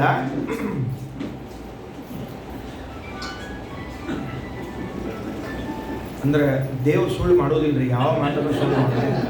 ಸತ್ಯವಂತ ದೇವರು, ಸತ್ಯಂ ವಿಧಾತು ನಿಜವಿತ್ಯ ಭಾಷೆ. ಅದಕ್ಕೆ ಗಂಗಾ ಗೀತಾಚ ಗಾಯತ್ರಿ ಗೋವಿಂದೇತಿ ಹೃದಿಸ್ಥಿತೆ ಚತುರ್ಗಕಾರ ಸಂಯುಕ್ತೆ ಪುನರ್ಜನ್ಮ ನ ವಿದ್ಯತೆ ಅಂತ ಹೀಗೆ ವೈಶಂಪಾಯನಾಚಾರ್ಯರು ಜನ್ಮೇಜಯನಿಗೆ ಹೇಳ್ಕೊಟ್ಟಿರುವಂತಹ. ಇದರಲ್ಲಿ ಈ ಕ್ರಮ ಇದೆಯಲ್ಲ, ಈ ಕ್ರಮವೂ ಬಹಳ ಚೆನ್ನಾಗಿದೆ. ಹೇಗಿದೆ? ಗಂಗಾ ಅಂತಂದು ಕೂಡಲೇ ಇದು ಸ್ನಾನ ಮಾಡಲಿಕ್ಕೆ ಬರುವಂಥ ಗಂಗಾ. ಇದನ್ನೇನು ಮಾಡ್ಲಿಕ್ಕೆ ಬರೋದಿಲ್ಲ, ಸ್ನಾನವೇ. ಅದಕ್ಕೆ ಯಾವಾಗ ಸ್ನಾನ ಮಾಡ್ತಿರ್ತೀವಿ ಆವಾಗೆಲ್ಲ ಈ ಗಂಗೆಯ ಬಗ್ಗೆ ಹೇಳ್ಕೋತಿರ್ತೀವಿ. ಎಲ್ಲೇ ಇರಲಿ, ನಮ್ಮ ಮನ್ಯಾಗ ಯಾವುದೇ ಪ್ಲಾಸ್ಟಿಕ್ಕಿನ ಬಕೆಟ್ರೊಳಗೆ ನೀರು ಹಾಕ್ಕೊಂಡು ಸ್ನಾನ ಮಾಡಿದರೂ ಗಂಗೆಯನ್ನು ಮಾತ್ರ ಬರೆಯುವುದಿಲ್ಲ. ಯಮುನಾ ನದಿಯಲ್ಲಿ ಸ್ನಾನ ಮಾಡ್ತಿರ್ಲಿ ಅಥವಾ ಕಾವೇರಿಯಲ್ಲಿ ಸ್ನಾನ ಮಾಡ್ತಿರ್ಲಿ, ಇನ್ನು ಯಾವುದೇ ನದಿಯಲ್ಲಿ ಸ್ನಾನ ಮಾಡುವಾಗಲೂ ಕೂಡ ಗಂಗೆಯ ಸ್ಮರಣೆಯನ್ನ ಮಾಡಿಕೊಂಡು ಮಾಡ್ತೇವೆ ಅನ್ನೋದಕ್ಕೆ ಏನು ತಿಳಿದು ಬರ್ತದೆ ಇದರಿಂದ? ಗಂಗೆಯ ಮಹತ್ವ ಎಷ್ಟು ಅಂತ. ಯಾಕೆ ಹೇಳ್ರಿ? ನಾವೊಂದು ಮಾತಾಡ್ತಿರ್ತೀವಲ್ಲ, ಎಲ್ಲೇ ಏನೇ ಮಾಡಿದ್ರು ದೇವರ ಸ್ಮರಣೆ ಮಾಡ್ರಿ ಅಂತ. ಎಲ್ಲೇ ಏನೇ ಮಾಡಿದರೂ ದೇವರ ಸ್ಮರಣೆ ಮಾಡಬೇಕು ಅಂದರೆ ದೇವರು ಅಷ್ಟು ದೊಡ್ಡ ವ್ಯಕ್ತಿ ಇದ್ದದರಿಂದ ಎಲ್ಲ ಕಾರ್ಯಗಳಲ್ಲೂ ಭಗವಂತನ ಸ್ಮರಣೆ ಮಾಡ್ರಿ ಅಂತ ಹೇಳಿದಂತೆ, ಸ್ನಾನ ಮಾಡುವಾಗ ನೀವು ಎಲ್ಲೇ ಮಾಡಿದರೂ ಗಂಗೆಯನ್ನು ಸ್ಮರಿಸಿಕೊಂಡು ಸ್ನಾನ ಮಾಡ್ರಿ ಅಂತ ಹೇಳ್ತಾ ಇದ್ರೆ ಹಾಗಾದರೆ ಅವಳಷ್ಟು ದೊಡ್ಡವಳು ಅಂತ ತಿಳಿದು ಬರ್ತದೆ. ನಮ್ಮ ಭಾಗ್ಯ ಯೋಗ ನಾಳೆಯೇ ಭಾಗೀರಥಿ ಜಯಂತಿ, ನಾಳೆ ಗಂಗೆ ಹುಟ್ಟಿರುವಂತಹ ದಿವಸ ದಶಹರ ಅಂತ ಕರೀತಾ ಇದ್ದಾರೆ. ನಾವೊಂದು ಸ್ವಲ್ಪ ಹತ್ತಿರದಲ್ಲಿ ಬಂದಿದ್ದೇವೆ. ಒಂದು ದಿವಸ ಮೊದಲು ಅವಳ ಹುಟ್ಟುಹಬ್ಬವನ್ನು ನಾವು ಆಚರಣೆ ಮಾಡ್ತಾ ಇದ್ದೀವಿ. ಎಲ್ಲ ಕೆಲವು ಊರಿಗೆ ಹೋಗ್ಲಿಕ್ಕೆ ಮೊದಲಿಗೆ ಹುಟ್ಟುಹಬ್ಬ ಆಚರಣೆ ಮಾಡಿ ಹೋಗ್ತಿರ್ತಾರೆ ನೋಡ್ರಿ. ಯಾಕಂದ್ರೆ ಅವ್ರೇನು ತಿನಿಸು ತಿಂಡಿಗಳು ತಪ್ಪಬಾರ್ದು ಅಂತ ಇರ್ತದಲ್ಲ. ನಮಗೆ ಹುಟ್ಟಿದ ಹಬ್ಬ ಆಚರಿಸಬೇಕು ಅನ್ನೋಲ್ಲಿ ತಾತ್ಪರ್ಯ ಇಲ್ಲ. ಅದೇನು ಅವತ್ತಿನ ದಿವಸ ಏನು ತಗೋಬೇಕಾಗಿದೆ ಅದನ್ನೆಲ್ಲ ಮೊದಲೇ ತಗೊಂಡ್ಬಿಡೋದು ಅಂತನ್ನುವಂತೆ ನಾವು ಒಂದು ದಿವಸ ಮೊದಲೇ ಗಂಗೆ ಹುಟ್ಟುಹಬ್ಬವನ್ನು ಆಚರಣೆ ಮಾಡ್ತಾ ಇದ್ದೀವಿ. ನಾಳೆ ದಶಹರ, ಭಾಗೀರಥಿ ಜಯಂತಿ. ಹಾಗಾಗಿ ಗಂಗೆ ಸ್ನಾನದಲ್ಲಿ ಮಾಡುವಾಗ ಗಂಗಾ ಸ್ನಾನವನ್ನು ಮಾಡಬೇಕು. ಪುರುಷರಾದವರು ಗಂಗಾ ಸ್ನಾನ ಮಾಡಿ ಆದ ಮೇಲೆ ಮಾಡಬೇಕಾದದ್ದು ಗಾಯತ್ರಿ ಜಪ. ಅದರಲ್ಲಿ ಬರುವಂತಹದ್ದು ಎರಡನೇದು ಗಂಗಾ ಗಾಯತ್ರಿ. ಎಲ್ಲ ಪುರುಷರಿಗೂ ಗಾಯತ್ರಿ ಜಪ ಇದೆ ಅಲ್ರಿ. ಮತ್ತೆ ಪುರುಷರಿಗೆ ಅಂತ ಹೇಳ್ಬಿಟ್ರಿ ಮತ್ತು ಸ್ತ್ರೀಯರಿಗೇನು ಗಾಯತ್ರಿ ಜಪ ಇಲ್ಲವೇನು ಅಂತ ಯಾರೋ ಒಬ್ಬರು ಸುಮ್ಮನೆ ಹಿಂಗೆ ಮನಸ್ಸೊಳಗೆ ಕೇಳಿದ್ರು ಅಂತ ಇಟ್ಕೊಳ್ರಿ. ಯಾರು ಕೇಳೋದಿಲ್ಲ ಅವರು, ಯಾಕೆಂದ್ರೆ ಗೊತ್ತವರಿಗೆ ನಮ್ಮ ಮನೆಯವರು ಮಾಡೋದು ಅಷ್ಟರೊಳಗದ. ಈಗ ಯಾವಾಗ ಸ್ಪರ್ಧೆಯ ಬುದ್ಧಿ ಬರ್ತದ ಅಂದ್ರೆ ನಮ್ಮ ಮನೆಯವರು ಮಾಡ್ತಿದ್ರ ನಾ ಮಾಡಿದ್ದಿಲ್ಲ ಅಂತ ಆದ್ರೆ ಆಗ ಈ ಸಮಸ್ಯೆಗಳು ಶುರುವಾಗ್ತಾವ. ಅವರು ಅಷ್ಟ ನಾವು ಅಷ್ಟ, ಏನೇನು ಸ್ಪರ್ಧೆ ಇಲ್ಲ. ಅವರು ಗಾಯತ್ರಿ ಮಾಡಂಗಿಲ್ಲ, ನಾವು ಗಾಯತ್ರಿ ಮಾಡಂಗಿಲ್ಲ. ಆದ್ರೆ ಮನೆಯೊಳಗೆ ಗಾಯತ್ರಿ ತಪ್ಪಬಾರದು ಅಂತ ತಿಳ್ಕೊಂಡು ಹೆಂಡತಿಗರ ಮಗಳಿಗರ ಮನಿಗರ ಗಾಯತ್ರಿ ಹೆಸರಿಟ್ಟಿರ್ತಾರೆ. ನಿಮ್ಮ ಮನೆ ಹೆಸರೇನು? ಗಾಯತ್ರಿ. ಅಂದ್ರೆ ಮಾಡಿಲ್ಲ ಅನ್ನೋ ವೇದನಾ ಇರಬಾರ್ದು, ಮನಸ್ಸಿನಲ್ಲಿ ಹೊರಗಿರಬಾರ್ದು. ಆಮೇಲೆ ನಿಮ್ಮ ಮಗಳ ಹೆಸರೇನು? ಗಾಯತ್ರಿ. ಕೊನೆಗೆ ಇಲ್ಲಿ ಎಲ್ಲೂ ಇದ್ದಿದ್ದಿಲ್ಲ ಅಂದ್ರೆ ಗಾಯತ್ರಿ ಬಾಯರ್ ಗಂಡ. ಅಂದ್ರೆ ಹೆಂಗೋ ಒಂದು ಗಾಯತ್ರಿಯ ಸಂಬಂಧ ನನ್ನಲ್ಲಿ ಉಳಿಲಿ ಅಂತನ್ನೋ ಪ್ರಯತ್ನ ಯೋಗ್ಯವಾದ ದಿಕ್ಕಿನಲ್ಲಿ ಸಾಗ್ತಾ ಇದೆ, ಏನ್ ತಪ್ಪಲ್ಲ. ಅದಕ್ಕೆ ಪುರುಷರಿಗೆ ಗಾಯತ್ರಿ ಮಂತ್ರ ಜಪ ಇದೆ, ಸ್ತ್ರೀಯರಿಗೆ ಗಾಯತ್ರಿ ಮಂತ್ರದ ಜಪ ಇಲ್ಲವೋ ಅಂತ ಕೇಳಿದರೆ ಕನಕದಾಸರು ಈ ಕೊರತೆಯನ್ನು ನೀಗಿಸಿಬಿಟ್ಟಿದ್ದಾರೆ. ಏನು ಮಾಡಿದ್ದಾರೆ ಕನಕದಾಸರು ಈ ಕೊರತೆಯನ್ನು ನೀಗಿಸಲಿಕ್ಕೆ? ಕೇಶವನಾಮವನ್ನು ಬರೆದಿದ್ದಾರೆ. ಬಹಳ ಜನರಿಗೆ ಗೊತ್ತಿಲ್ಲ. ಕೇಶವನಾಮ ಯಾಕೆ ಬರೆದರು ಕನಕದಾಸರು ಅಂದರೆ, ಏನೋ ಈಶನಿನ್ನ ಚರಣ ಭಜನೆ ಆಸೆಯಿಂದ ಮಾಡುವೇನು, ದೋಷರಾಶಿ ನಾಶ ಮಾಡು ಶ್ರೀಶ ಕೇಶವ ಅಂತ ಹೀಗೆ ಒಂದೊಂದು ರೂಪಗಳನ್ನು ಅವನಲ್ಲಿ ಪ್ರಾರ್ಥನೆ ಸಲ್ಲಿಸಲಿಕ್ಕೆ ಬರೆದಿದ್ದಾರೆ ಅಂತ ತಿಳ್ಕೊಂಡ್ರೆ ಅಲ್ಲ. ಶ್ರೀಮದಾಚಾರ್ಯರು ತಂತ್ರಸಾರ ಸಂಗ್ರಹದಲ್ಲಿ ಹೇಳುವಾಗ ಚತುರ್ವಿಂಶತಿ ಮೂರ್ತಯೋ ಅಸ್ಯಾಃ ಕಥಿತಾ ದೇವತಾಃ, ಈ ಗಾಯತ್ರಿ ಮಂತ್ರದ 24 ಅಕ್ಷರಗಳಿವೆಯಲ್ಲ, ಆ 24 ಅಕ್ಷರಗಳಿಗೆ ಕೇಶವ ನಾರಾಯಣ ಮಾಧವ ಗೋವಿಂದ ಎನ್ನುವ 24 ಭಗವದ್ ರೂಪಗಳಿವೆ. ಆ 24 ಭಗವದ್ ರೂಪಗಳು ನೋಡ್ರಿ, ದೇವರು ಸೃಷ್ಟಿಗೆ ಬರುವಾಗ ಮತ್ಸ್ಯಾದಿ ರೂಪಗಳನ್ನು ತೆಗೆದುಕೊಂಡ, ಅನಿರುದ್ಧ ಪ್ರದ್ಯುಮ್ನ ಸಂಕರ್ಷಣ ತೆಗೆದುಕೊಂಡ, ಅಜಿತ ವಿಶ್ವಾದಿ ರೂಪಗಳನ್ನು ತೆಗೆದುಕೊಂಡಿದ್ದಾನೆ. ಈ ರೂಪಗಳೆಲ್ಲ ಯಾಕೆ ಬಂದಿವೆ ಅಂತ ಗೊತ್ತಿಲ್ಲ ನಮಗೆ. ಕೇಶವಾದಿ 24 ರೂಪಗಳು ನಾವು ಪುರುಷರಾದವು ಸ್ತ್ರೀಯರಾದವು ಸಂಧ್ಯಾವಂದನೆ ಅಥವಾ ಮಾಡುವಾಗ ಆಚರಣೆ ಮಾಡುವಾಗ 24 ಹೇಳ್ಬಿಡ್ತೇವೆ. ಯಾಕೆ 24 ಹೇಳಿದ್ದೇವೆ ಅಂತ ಇವತ್ತಿಗೂ ಈ ಕ್ಷಣದವರೆಗೂ ಆಲೋಚನೆ ಮಾಡ್ಲಿಕ್ಕೆ ಹೋಗಿಲ್ಲ. ಯಾಕೆ ಅಂದರೆ ಬುದ್ಧಿಗೆ ಅಷ್ಟು ಶ್ರಮ ಕೊಡಬಾರ್ದಲ್ಲ ನಾವೆಲ್ಲ. ಯಾಕೆ ವಿನಾಕಾರಣ ಶ್ರಮ ಕೊಡಬೇಕು? ಯಾರಾದರೂ ಶ್ರಮ ಪಟ್ಟವರಿದ್ರೆ ಹೇಳ್ರಿ ಅಂತ ಶ್ರೀಮದಾಚಾರ್ಯ ಅಂತಾರೆ. ಈ 24 ಯಾತಕ್ಕೆ ಅಂದರೆ ಮುಂದೆ ಮಾಡುವ ಗಾಯತ್ರಿಗೆ ಸಂಬಂಧಪಟ್ಟದ್ದು. ಮುಂದೇನು ಗಾಯತ್ರಿ ಮಂತ್ರವನ್ನು ಜಪ ಮಾಡ್ತೀವಿ, ಅರ್ಘ್ಯ ಪ್ರದಾನವನ್ನು ಮಾಡ್ತೀವಿ, ಅದಕ್ಕೆ ಸಂಬಂಧಪಟ್ಟಿರುವಂತಹದ್ದು ಇದು. ಅದಕ್ಕೆ ಕನಕದಾಸರು ಏನು ಮಾಡಿದರು? ಸ್ತ್ರೀಯರು ವಂಚಿತರಾಗಬಾರ್ದಲ್ಲ. ಆ ಗಾಯತ್ರಿ ಮಂತ್ರ ಪ್ರತಿಪಾದ್ಯವಾದ 24 ರೂಪಗಳಿದೆಯಲ್ಲ, ಆ 24 ರೂಪಗಳನ್ನು ಈಶನಿನ್ನ ಚರಣ ಭಜನೆ ಆಸೆಯಿಂದ ಮಾಡುವೇನು ಅಂತ ಹೇಳಿಬಿಟ್ರೆ ಯಾರು ಈ ಕೇಶವನಾಮವನ್ನು ಪಾರಾಯಣ ಮಾಡ್ತಾರೋ ಅವರಿಗೂ ಗಾಯತ್ರಿ ಮಾಡಿದ ಪುಣ್ಯ ಇರಲಿ ಅನ್ನೋ ವ್ಯವಸ್ಥೆಯನ್ನು ಮಾಡಿಟ್ಟಿದ್ದಾರೆ. ಗಂಗಾ ಸ್ನಾನ ಇಬ್ಬರಿಗೂ ಸಮಾನ, ಗಾಯತ್ರಿ ಜಪ ಇಬ್ಬರಿಗೂ ಸಮಾನ ಆಯ್ತು. ಈಗ ಇವರು ಗಾಯತ್ರಿ ಮಾಡ್ತಾರೆ, ಇವರು ಕೇಶವನಾಮ ಹೇಳ್ತಾರೆ, ಅಲ್ಲಿಗೆ ಆಗೋಯ್ತು. ಇನ್ನು ಮುಂದೆ ಗೀತಾ ಇಬ್ಬರೂ ಕೇಳಲಿಕ್ಕೆ ಅವಕಾಶ ಇದೆ. ಪುರುಷರು ಕೇಳ್ತಾರೆ, ಸ್ತ್ರೀಯರು ಕೇಳ್ತಾರೆ, ಇಬ್ಬರೂ ಅಧ್ಯಯನವನ್ನು ಮಾಡ್ತಾ ಇದ್ದಾರೆ. ಕೆಲವರಿಗೆ ಗ್ರಂಥ ಪೂರ್ವಕವಾಗಿ, ಕೆಲವರಿಗೆ ಗ್ರಂಥ ರಹಿತವಾಗಿ ಈ ಒಂದು ಕ್ರಮವನ್ನು ಹಿರಿಯರು ಮಾಡಿಕೊಂಡು ಬಂದಿದ್ದಾರೆ. ಗಂಗಾ ಗೀತಾ ಚ ಗಾಯತ್ರಿ. ಗೋವಿಂದ ಅವನೇನು ನಾನು ಪುರುಷರಿಗೆ ಮಾತ್ರ ಸ್ತ್ರೀಯರಿಗಲ್ಲ ಅಂತಲ್ಲ, ಸ್ತ್ರೀಯರಿಗೆ ಮಾತ್ರ ಪುರುಷರಿಗಲ್ಲ ಅಂತೇನಿಲ್ಲ. ಹಾಗಾಗಿ ಗಂಗಾ ಸ್ನಾನವನ್ನ ಮಾಡ್ರಿ, ಗಾಯತ್ರಿ ಜಪವನ್ನ ಮಾಡ್ರಿ, ಗೀತೆಯ ಅಧ್ಯಯನವನ್ನ ಮಾಡ್ರಿ, ಗೋವಿಂದನ ಬಳಿ ಸಾರ್ರಿ ಅಂತ ಸಂಕ್ಷೇಪದಲ್ಲಿ ನೆನಪಿಟ್ಟುಕೊಳ್ಳಿಕ್ಕೆ ಬರುವಂತೆ ಈ ಜನಮೇಜಯನಿಗೆ ವೈಶಂಪಾಯನಾಚಾರ್ಯ ತಿಳಿಸಿಕೊಟ್ಟಿದ್ದಾನೆ. ಅಜ್ಜ ಯಾವಾಗಲೂ ರೂಮ್ನಲ್ಲಿ ಕೂತ್ಕೊಂಡು ಗೀತಾ ಪುಸ್ತಕ ತೆಗೆದು ಓದ್ಕೋತ ಕೂತಿರ್ತಿದ್ದಂತೆ. ಮೇಲೆ ಬರೆದಿರ್ತಿತ್ತು ಭಗವದ್ಗೀತಾ ಅಂತ ತಿಳ್ಕೊಂಡು ಅವಾಗ ಓದ್ತಿದ್ದಂತೆ. ಇಬ್ಬರು ಮೊಮ್ಮಕ್ಕಳಿದ್ರಂತ, ಒಬ್ಬ ಸ್ವಲ್ಪ ದೊಡ್ಡವ ಇದ್ದ, ಇನ್ನೊಂದು ಸಣ್ಣ ಹುಡುಗ ಇತ್ತು. ಈ ಸಣ್ಣ ಹುಡುಗ ದೊಡ್ಡ ಹುಡುಗ ಅಣ್ಣ ಕೇಳಿದಂತೆ, ಅಣ್ಣ ಅಜ್ಜ ಎಷ್ಟು ಪರೆಯಿಂದ ಓದ್ಲಿಕ್ಕತ್ತಾರೆ ಎಲ್ಲರ, ನಾವು ಇಷ್ಟು ಪರೆಯಿಂದ ಓದಂಗಿಲ್ಲ, ಆಟಾಡ್ಕೋತಿರ್ತೀವಿ, ಅಜ್ಜ ಹಿಂಗೆ ಯಾಕೆ ಓದ್ಕೋತಾರ ಅಂತ ಅಣ್ಣ ಹೇಳಿದಂತ. ಅಪ್ಪಿ ಯಾವಾಗಲೂ ಮನುಷ್ಯ ಓದೋದು ಯಾವಾಗ ಗೊತ್ತೇನು? ಎಕ್ಸಾಮ್ ಬಂತು ಅಂದ್ರೆ ಓದ್ಲಿಕ್ಕೆ ಶುರು ಮಾಡಿರ್ತಾನೆ. ಇಷ್ಟು ನೆನಪಿಟ್ಟುಕೊಂಡಿರು. ಪರೀಕ್ಷೆ ಸಮೀಪಿಸಿದಾಗ ಮಾತ್ರ ಕೈಯಲ್ಲಿ ಪುಸ್ತಕ ಹಿಡಿಯುವ ಜನಾಂಗ ನಮ್ದು, ಅದಕ್ಕೆ ಜಾತಿ ನಮ್ದು. ಅಜ್ಜಂದಿಗೆ ಪರೀಕ್ಷಾ ಬಂದದ, ಅದಕ್ಕೆ ಓದ್ಲಿಕ್ಕತ್ತಾನ. ಅವ್ರದ್ದು ಯಾವ ಪರೀಕ್ಷಾ ಬಂದದ? ಲಾಸ್ಟ್ ಎಕ್ಸಾಮ್ ಬಂದದ ಅವ್ರಿಗೆ, ಅದಕ್ಕೆ ಭಗವದ್ಗೀತೆಯನ್ನು ಓದ್ಲಿಕ್ಕತ್ತಾನ ಅಂತ ಹೇಳಿದ್ರಂತೆ. ನಾನು ಹಾಸ್ಯಕ್ಕಾಗಿ ಹೇಳಿದ್ದಲ್ಲ, ಕೃಷ್ಣನೇ ಹೇಳ್ತಾನೆ, ಯಂ ಯಂ ವಾಪಿ ಸ್ಮರನ್ ಭಾವಂ ತ್ಯಜತ್ಯಂತೆ ಕಲೇವರಂ ತಂ ತಮೇವೇತಿ ಕೌಂತೆಯ ಸದಾ ತದ್ಭಾವ ಭಾವಿತಃ. ಲಾಸ್ಟ್ ಎಕ್ಸಾಮ್ ಬಹಳ ವಿಚಿತ್ರ ಇದೆ ಇದು. ಕೊನೆಯ ಕಾಲ ಮರಣ ಬಂದಿರುವಾಗ ನಾವು ಏನನ್ನ ನೆನಪು ಮಾಡಿಕೊಳ್ಳುತ್ತೇವೆ, ಏನನ್ನ ಸ್ಮರಣೆ ಮಾಡ್ತೀವಲ್ಲ, ಇದು ನಮಗೆ ಬರುವ ಜನ್ಮದ ತುಂಬ ಪರಿಣಾಮ ಬೀರ್ತದಂತೆ. ಮರಣ ಬರ್ತಾ ಇದೆ, ಹಾಸಿಗೆ ಹಿಡಿದಿದ್ದೇವೆ, ಕೊನೆ ಕಾಲ ಬಂದಿದೆ, ಅಂತ್ಯಕಾಲದ ಸ್ಮರಣೆ ಏನಾಗಿರ್ಬೇಕು ನಮಗೆ? ಕೃಷ್ಣ ಎಚ್ಚರಿಕೆ ಕೊಡ್ತಾನೆ, ಯಂ ಯಂ ವಾಪಿ ಸ್ಮರನ್ ಭಾವಂ ತ್ಯಜತ್ಯಂತೆ ಕಳೆಯವರಂ. ನೀನು ಕೊನೆಯಲ್ಲಿ ಏನು ನೆನೆಸ್ತೀಯಲ್ಲ ಅದು ಬರುವ ಜನ್ಮಕ್ಕೆ ಫಿಕ್ಸ್ ನಿಮಗೆ. ಅದಕ್ಕೆ ಒಂದು ಫೋಟೋಗ್ರಾಫರ್ ಇದ್ದಂತ ಹಿಂದಕ್ಕೆ, ಈಗೆಲ್ಲ ಎಷ್ಟು ಬೇಕಾದ್ರೂ ಫೋಟೋ ತೆಗೆದು ಡಿಲೀಟ್ ಮಾಡ್ಬೋದು. ಆವಾಗೆಲ್ಲ ಫೋಟೋ ತೆಗೆದ್ರೆ ಅದು ನೆಗೆಟಿವ್ ಬರ್ತಿತ್ತು, ಅದನ್ನು ತಗೊಂಡು ಕಟ್ ಮಾಡಿ ಇಟ್ಟು ತೆಗೆದು ನೆಂಟು ಮಾಡಬೇಕು. ಅವ ಒಬ್ಬ ಹೋಗಿದ್ದಂತ, ನೋಡ್ರಿ ನಂದು ಚಂದ ಫೋಟೋ ಬರಬೇಕು ಅಂತ ಹೇಳಿದ್ದಂತ.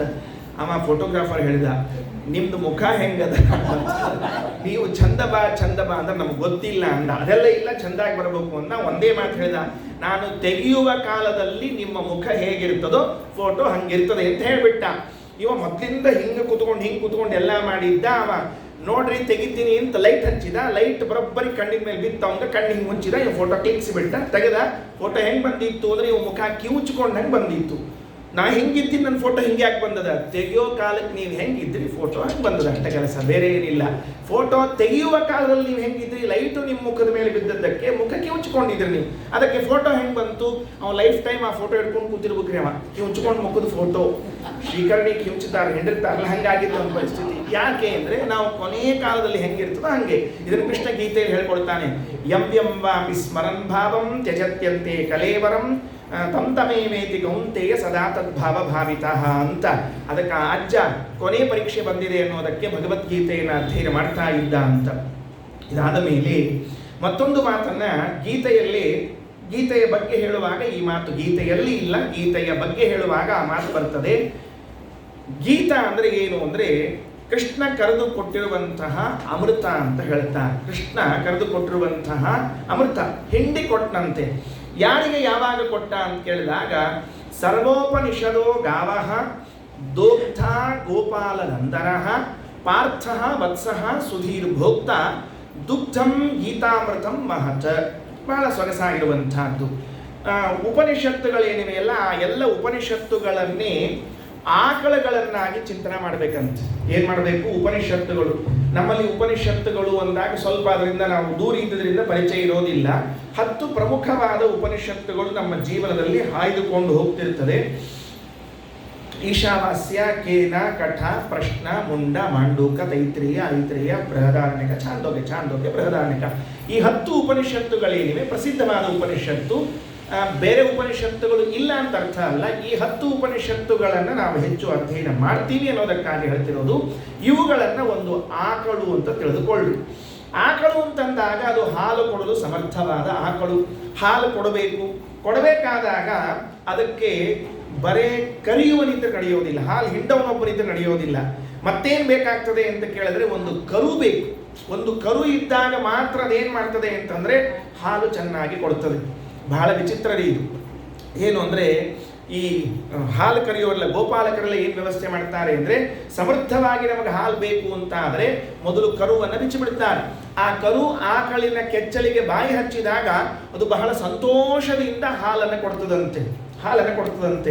ಯಾಕೆ ಹಾಲು ಕೊಡ್ತದೆ ಅಂದರೆ ನನ್ನ ಮರಿ ಕುಡಿತಾ ಇದೆ ಅಂತ ತಿಳಿದುಕೊಂಡು ಹೇಳಿಕೊಡ್ತದಂತೆ. ಅದು ಆದ ಕೂಡಲೇ ಸ್ವಲ್ಪ ಅದಕ್ಕೆ ಕುಡಿಸಿದಂತೆ ಮಾಡಿ ಅದನ್ನು ತೆಗೆದುಬಿಟ್ಟು ಮತ್ತೆ ಕಟ್ಟಿ ಅಷ್ಟು ಹಾಲನ್ನು ಹಿಂಡಿಕೊಂಡು ಮತ್ತೆ ಹಾಲು ಉಳಿಸಿದ ಮೇಲೆ ಅದು ಕೊಡ್ತದಂತೆ. ನೋಡ್ರಿ, ನಾವು ಇಷ್ಟು ಬುದ್ಧಿವಂತರು ಅಂತ ತಿಳ್ಕೊಂಡಿದ್ದೇವಲ್ಲ, ಆಕಳು ಇನ್ನೆಷ್ಟು ಬುದ್ಧಿವಂತ ಇರ್ತದೆ ಅಂದರೆ, ಹಾಲು ಕೊಡುವಾಗ ತನ್ನ ಕರು ಕುಡಿತಾ ಇದ್ರೆ ಅವಾಗ ಏನು ಮಾಡ್ತದೆ ಅಂದರೆ ಮೂತ್ರ ಹಾಕಿಬಿಡ್ತದೆ. ಯಾಕೆ ಅಂದರೆ ನನ್ನ ಮಗುವಿಗೆ ನೀರು ಸೇರಿದ ಹಾಲು ಬರಬಾರದು ಅಂತ ತಿಳ್ಕೊಂಡು ಕರುವನ್ನು ತೆಗೆದುಕೊಂಡ್ರೆ ಮೂತ್ರ ನಿಲ್ಲಿಸ್ಬಿಡ್ತದಂತೆ ತಕ್ಷಣಕ್ಕೆ. ಯಾಕೆ ಅಂದರೆ ಆ ನೀರು ಸಹಿತವಾದ ಹಾಲು ಹೊರಗೆ ಹೋಗಲಿ ಅಂತ. ಅದಕ್ಕೆ ಗೋಮೂತ್ರಿ ಅಂತ ಸ್ಟೈಲ್ ಕರೀತಾರೆ. ಈ ಕ್ರಮವನ್ನ ವೇದವ್ಯಾಸ ದೇವರು ಮಹಾಭಾರತದಲ್ಲಿ ಉಪಯೋಗಿಸಿದ್ದಾರೆ ಅಂತ ಶ್ರೀಮದಾಚಾರ್ಯ ಹೇಳ್ತಾರೆ. ಗೋಮೂತ್ರಿ, ಪ್ರಗಸ, ಭೂಕ್ಷಣ, ಸುಧರ, ಸಾಧು, ಪ್ರಾತಿಲೋಮ್ಯ ಇವೆಲ್ಲ ಮಹಾಭಾರತವನ್ನು ಬರೆಯುವಾಗ ಉಪಯೋಗಿಸಿಕೊಂಡ ಸ್ಟೈಲ್ಗಳಂತೆ. ಏನು ಅಂದರೆ, ಹಾಲು ಬೆಳಿಬೇಕು ಅಂತಾದರೆ ನೀರು ಹೊಟ್ಟೆಯಲ್ಲಿ ಸ್ಟೋರ್ ಆಗಿರ್ಬೇಕು, ಹಾಲು ಬೆಳೀತದೆ. ಮಗು ಕುಡಿತಾ ಇರುವಾಗ ನೀರು ಹೊರಗೆ ಹಾಕಿಬಿಡ್ತದೆ, ಗಟ್ಟಿ ಹಾಲು ಕೊಡ್ತದಂತೆ. ಹಾಗೆ ಪುರಾಣಗಳನ್ನು ಹೇಳುವಾಗ ಡೈರೆಕ್ಟ್ ವಿಷಯ ಹೇಳಿಬಿಟ್ರೆ 5 ನಿಮಿಷದಲ್ಲಿ ಮುಗಿದು ಹೋಗಿಬಿಡ್ತದೆ. ಅದಕ್ಕೆ 108 ಸೇರಿಸಿ ಬಿಟ್ರೆ ಗಂಟೆಗಟ್ಟಲೆ ಆಗ್ತದೆ. ಈಗ ಕಪಿಲಾಚಾರ ಮಾಡ್ತಿದ್ದಾರಲ್ಲ ಹಾಗೆ ಗಂಟೆಗಟ್ಟಲೆ ಆಗ್ತದೆ. ಇದನ್ನು ಹೇಳಿಕೊಟ್ಟವರು ಸ್ವತಃ ವ್ಯಾಸರು. ಪಾಂಡವರ ಕಥೆ ಇರೋದೆಷ್ಟು? 25,000 ಶ್ಲೋಕಗಳಲ್ಲಿ ಪಾಂಡವರ ಕಥೆ ಮುಗಿದೋಯ್ತು. ಇನ್ನು 75,000 ಶ್ಲೋಕಗಳಲ್ಲಿ, ಲಕ್ಷ ಶ್ಲೋಕದ ಮಹಾಭಾರತದಲ್ಲಿ ಏನು ಬರೆದಿದ್ದಾರೆ? ವೇದವ್ಯಾಸದೇವರು ಇದನ್ನೇ ಬರೆದಿದ್ದಾರೆ. ಗೋಮೂತ್ರಿ ಸ್ಟೈಲನ್ನೇ ಉಪಯೋಗಿಸಿಕೊಂಡಿದ್ದಾರೆ. ಹಾಗಾಗಿ ಒಂದು ಆಕಳಿದೆ, ಸರ್ವೋಪನಿಷದೋ ಗಾವಹ, ಎಲ್ಲ ಉಪನಿಷತ್ತುಗಳೆಂಬ ಆಕಳಿದೆ.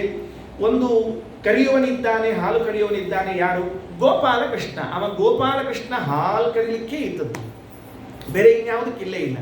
ಗೋಪಾಲಕೃಷ್ಣ ಏನಿದ್ದಾನಲ್ಲ, ಅವ ಹಾಲು ಹಿಂಡಬೇಕು ಅಂತ ವಿಚಾರ ಮಾಡಿದರೆ ಒಂದು ಕರು ಬೇಕಾಯ್ತಂತೆ. ಆ ಕರು ಬರೆದ ಹೊತ್ತು ಈ ಆಕಳು ಹಾಲು ಕೊಡುವುದಿಲ್ಲ. ಅದಕ್ಕೆ ಸರಿಯಾಗಿ ಅರ್ಜುನ ಬಂದಂತೆ. ಪಾರ್ಥೋ ವತ್ಸಃ, ಅರ್ಜುನ ಇದ್ದಾನಲ್ಲ, ಇವನನ್ನು ಏನು ಕರಿಬೇಕು ಅಂದರೆ ವತ್ಸ, ಕರು. ಆ ಕರು ಬಂದಾಗ ಈ ಉಪನಿಷತ್ತುಗಳಲ್ಲಿ ಹಾಲು ಜಿನಿಗಲಿಕ್ಕೆ ಪ್ರಾರಂಭ ಆಯಿತು. ಕೃಷ್ಣ ಹಿಂಡಿ ಕೊಟ್ಟಿದ್ದಾನಲ್ಲ, ದುಗ್ಧಂ ಗೀತಾಮೃತಂ ಮಹತ. ಈ ಗೀತೆ ಕೃಷ್ಣ ಹಿಂಡಿ ಕೊಟ್ಟಿರುವಂತಹ ದೊಡ್ಡದಾದ ಹಾಲು, ಅಮೃತದಷ್ಟು ರುಚಿಯಾಗಿರುವಂತಹ ಹಾಲು ಅಂತ ಹೀಗೆ ನಮಗೆ ಗೀತೆಯ ಬಗ್ಗೆ ಅನೇಕ ಪ್ರಮೇಯಗಳು ತಿಳಿದು ಬರ್ತಕ್ಕಂಥದ್ದಾಗಿದೆ. ಗಂಗಾ ಗೀತಾ ಚ ಗಾಯತ್ರಿ ಗೋವಿಂದೇತೆ ಹೃದಿಸ್ಥಿತೆ ಚತುರ್ಗಕಾರ ಸಂಯುಕ್ತೆ ಪುನರ್ಜನ್ಮ ನ ವಿದ್ಯತೆ. ಸರ್ವೋಪನಿಷದೋ ಗಾವಃ ದೌಗ್ಧ ಗೋಪಾಲನಂದನಃ ಪಾರ್ಥೋ ವತ್ಸಃ ಸುಧೀರ್ ಭೋಕ್ತಾ ದುಗ್ಧಂ ಗೀತಾಮೃತಂ ಮಹತ್ ಅಂತ 2 ಅಂಶ ಆಯಿತು. ಇವೆರಡು ಪ್ರಾಯ ನಾವು ಕೇಳಿರಬಹುದಾದ ಮಾತುಗಳು. ಇನ್ನೊಂದು ಮಾತು ನಾವು ಕೇಳೇ ಇಲ್ಲ ಅಂತನ್ನುವ ಧೈರ್ಯದಿಂದ ಹೇಳಿ ಹೊರಟಿದ್ದೇನೆ. ಏನು ಅಂದರೆ, ಈ ಭಗವದ್ಗೀತೆಗೆ ಅಭಿಮಾನಿ ದೇವತೆಗಳಿದ್ದಾರೆ ಅಂತನ್ನುವ ಒಂದು ಚಾಪ್ಟರ್, ಹೊಸದಾದ ಅಂಶ.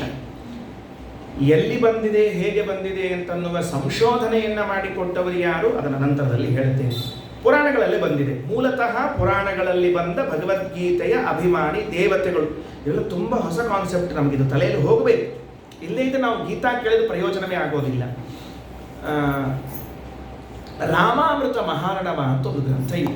ರಾಮಾಮೃತ ಮಹಾರ್ಣವ ಅಂತ ಹೇಳಿದುಕೊಂಡು, ಹೇಗೆ ಶ್ರೀಮದಾಚಾರ್ಯ ಕೃಷ್ಣಾಮೃತ ಮಹಾರ್ಣವ ಅಂತಿದೆಯೋ ಹಾಗೆ ಸತ್ಯಾಭಿನವ ತೀರ್ಥ ಶ್ರೀಪಾದಂಗಳವರು ಸತ್ಯನಾಥ ತೀರ್ಥರ ಶಿಷ್ಯರು, ಸತ್ಯಾಭಿನವ ತೀರ್ಥರು, ಅವರು ರಾಮಾಮೃತ ಮಹಾರ್ಣವ ಎಂಬುವಂತಹ ಒಂದು ಗ್ರಂಥವನ್ನು ಬರೀತಾರೆ. ಆಚಾರ್ಯರ ಕೃಷ್ಣಾಮೃತ ಮಹಾರ್ಣವದಿಂದ ಸ್ಫೂರ್ತಿ ಪಡೆದು ಆಚಾರ್ಯರ ಅನುಗ್ರಹಕ್ಕೆ ಪಾತ್ರರಾಗಿ ಅದರಂತೆ ಒಂದು ಗ್ರಂಥವು ನಮ್ಮಲ್ಲೂ ಇರಲಿ ಅನ್ನೋದಕ್ಕಾಗಿ ರಾಮಾಮೃತ ಮಹಾರ್ಣವ ಎನ್ನುವಂತಹ ಒಂದು ಗ್ರಂಥವನ್ನು ಬರೀತಾರೆ. ಅದರಲ್ಲಿ ಎಷ್ಟೆಷ್ಟೋ ಪುರಾಣಗಳಲ್ಲಿ ಬಂದಿರುವಂತಹ ಶ್ಲೋಕಗಳನ್ನು ತೆಗೆದು ಆರಿಸಿಕೊಟ್ಟಿದ್ದಾರೆ. ಹಾಗೆ ಆರಿಸಿಕೊಡುವಾಗ ಪದ್ಮಪುರಾಣದಲ್ಲಿ ಬಂದ ಶ್ಲೋಕಗಳನ್ನು ಎತ್ತಿಕೊಂಡು ತಮ್ಮ ಗ್ರಂಥದಲ್ಲಿ ಸಂಗ್ರಹ ಮಾಡ್ತಾರೆ. ಭಗವದ್ಗೀತೆಗೆ ಅಭಿಮಾನಿ ದೇವತೆಗಳು ಯಾರ್ಯಾರು ಅನ್ನುವ ವಿವರಣೆಯನ್ನು ಕೊಡ್ತಾರೆ. ಅದೇನಿದೆ, ಭಗವದ್ಗೀತೆಯಲ್ಲಿ ಇದು ಪದ್ಮಪುರಾಣದಲ್ಲಿ ವೇದವ್ಯಾಸದೇವರು ಗೀತೆಗೆ ಸಂಬಂಧಪಟ್ಟಂತೆ ಅನೇಕ ಮಾತುಗಳನ್ನು ಬರೆದಿದ್ದಾರೆ. ಎಷ್ಟೋ ಅಧ್ಯಾಯಗಳು. ಈಗ ಮುಂದೆ 15ನೇ ಅಧ್ಯಾಯವನ್ನು ಕೇಳ್ತೀವಿ. 15ನೇ ಅಧ್ಯಾಯವನ್ನು ಶ್ರವಣ ಮಾಡಿದಾಗ ಏನು ಫಲ ಬರ್ತದೆ ನಮಗೆ? ಯಾಕಾಗಿ ಕೇಳಬೇಕು ನಾವು ಈ ಭಗವದ್ಗೀತೆ 15ನೇ ಅಧ್ಯಾಯ? ಒಂದೊಂದು ಅಧ್ಯಾಯಕ್ಕೂ ಫಲ ಇದೆ. ಮತ್ತೆ ಒಂದೊಂದು ಅಧ್ಯಾಯಕ್ಕೂ ನಾವು ಕೇಳ್ತಿರೋದು 15ನೇ ಅಧ್ಯಾಯ. ಅದರಿಂದ 15ನೇ ಅಧ್ಯಾಯದ ಶ್ರವಣಕ್ಕೆ ಏನು ಫಲ ಅನ್ನೋದನ್ನು ತಿಳ್ಕೊಳ್ಬೇಕು. ಇರಲಿ, ಅಂತೂ ಗೀತಾಭಿಮಾನಿನೋ ದೇವಾಹ ಅಧಿದೈವಾಸ್ತಥೈವ ಚ ಜ್ಞಾತವ್ಯ. ಇದನ್ನು ಪದ್ಮಪುರಾಣದ ವಾಕ್ಯವನ್ನು ಸತ್ಯಾಭಿನವ ತೀರ್ಥ ಶ್ರೀಪಾದರು ರಾಮಾಮೃತ ಮಹಾರ್ಣವದಲ್ಲಿ ಉಲ್ಲೇಖ ಮಾಡುತ್ತಾರೆ. ಅದಕ್ಕೆ ಅಭಿಮಾನಿಗಳು ಯಾರಿದ್ದಾರೆ ಅವರನ್ನು ತಿಳ್ಕೊಳ್ಳಿ.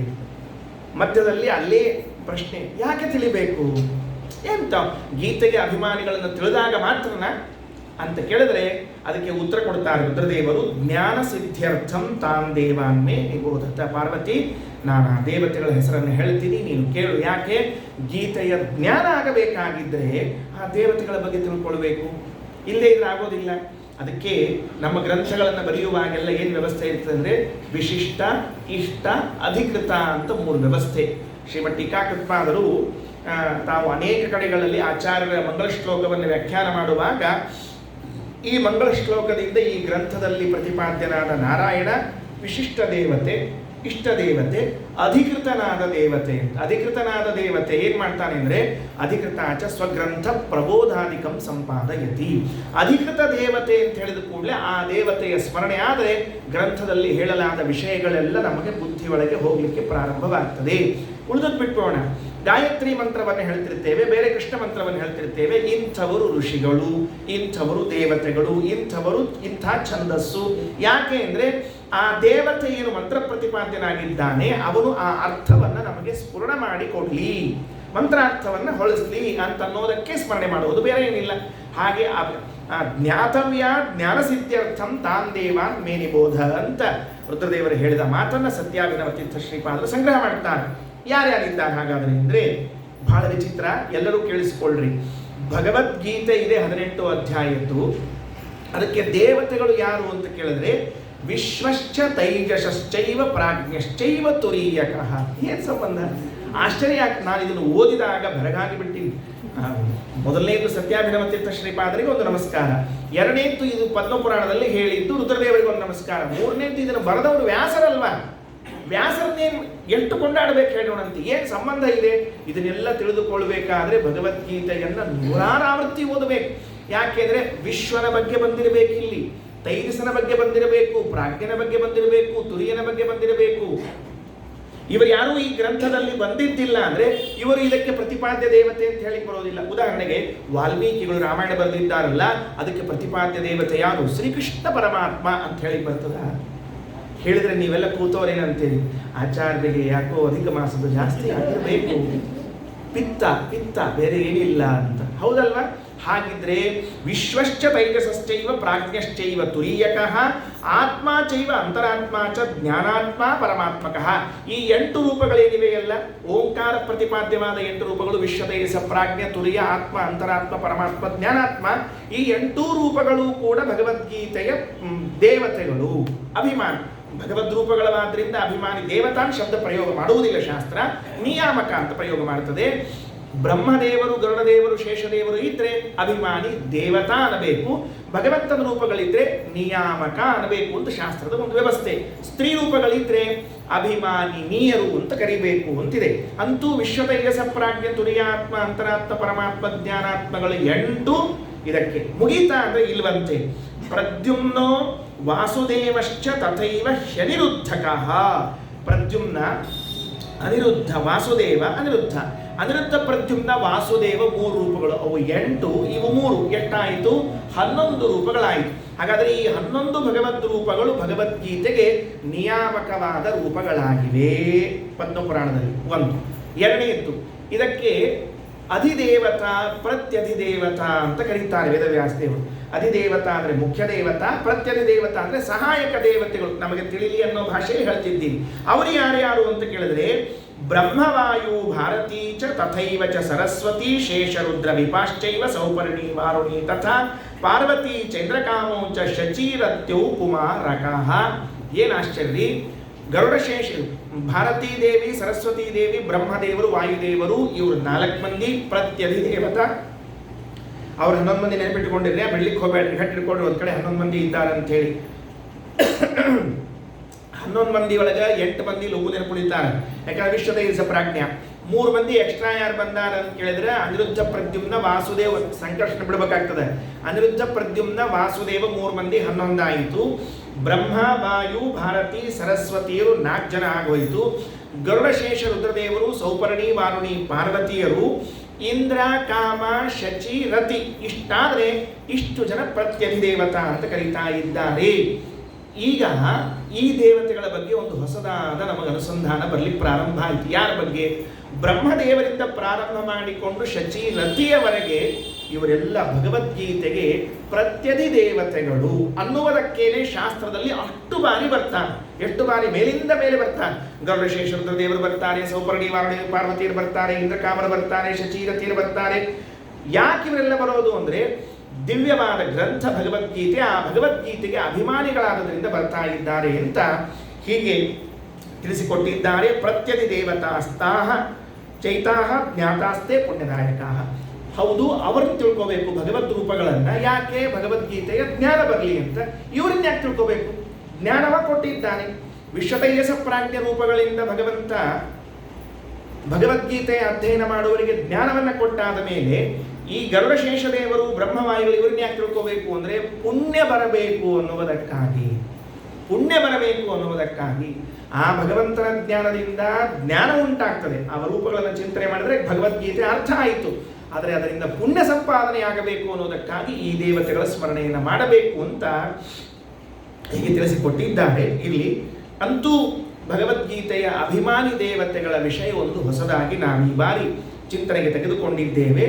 ಇನ್ನೊಂದು ಮಾತು. ಆಮೇಲೆ ಒಳಗಡೆಗೆ ಪ್ರವೇಶ ಮಾಡೋಣಂತೆ. 15ನೇ ಅಧ್ಯಾಯ ಏನು ಅಂತ ಒಳಗಡೆಗೆ ಪ್ರವೇಶ ಮಾಡೋಣಂತೆ. ಯಾವ ಶ್ಲೋಕವೂ ಹೇಳುವುದಿಲ್ಲ. ಊರ್ಧ್ವ ಮೂಲ ಮಧಶಾಖಂ ಅಂತ ಹೇಳಿ ತಿಳಿಸ್ಬಿಡ್ತೇನೆ. ನಾಳೆ ಯಾರ್ಯಾರು ಊರ್ಧ್ವಕ್ಕೆ ಮೂಲ ಆಗ್ತಾರ, ಅಧಮಕ್ಕೆ ಶಾಖ ಆಗ್ತಾರ ಎಲ್ಲ, ಅಥವಾ ಯಾರಿಗೆ ಶಾಖ ಆಗ್ತದೋ ಗೊತ್ತಿಲ್ಲ, ಅದನ್ನೆಲ್ಲ ನಾಳೆ ನೋಡುವಂತೆ. ಇನ್ನೇನು ತಿಳಿಬೇಕಾಗಿದೆ?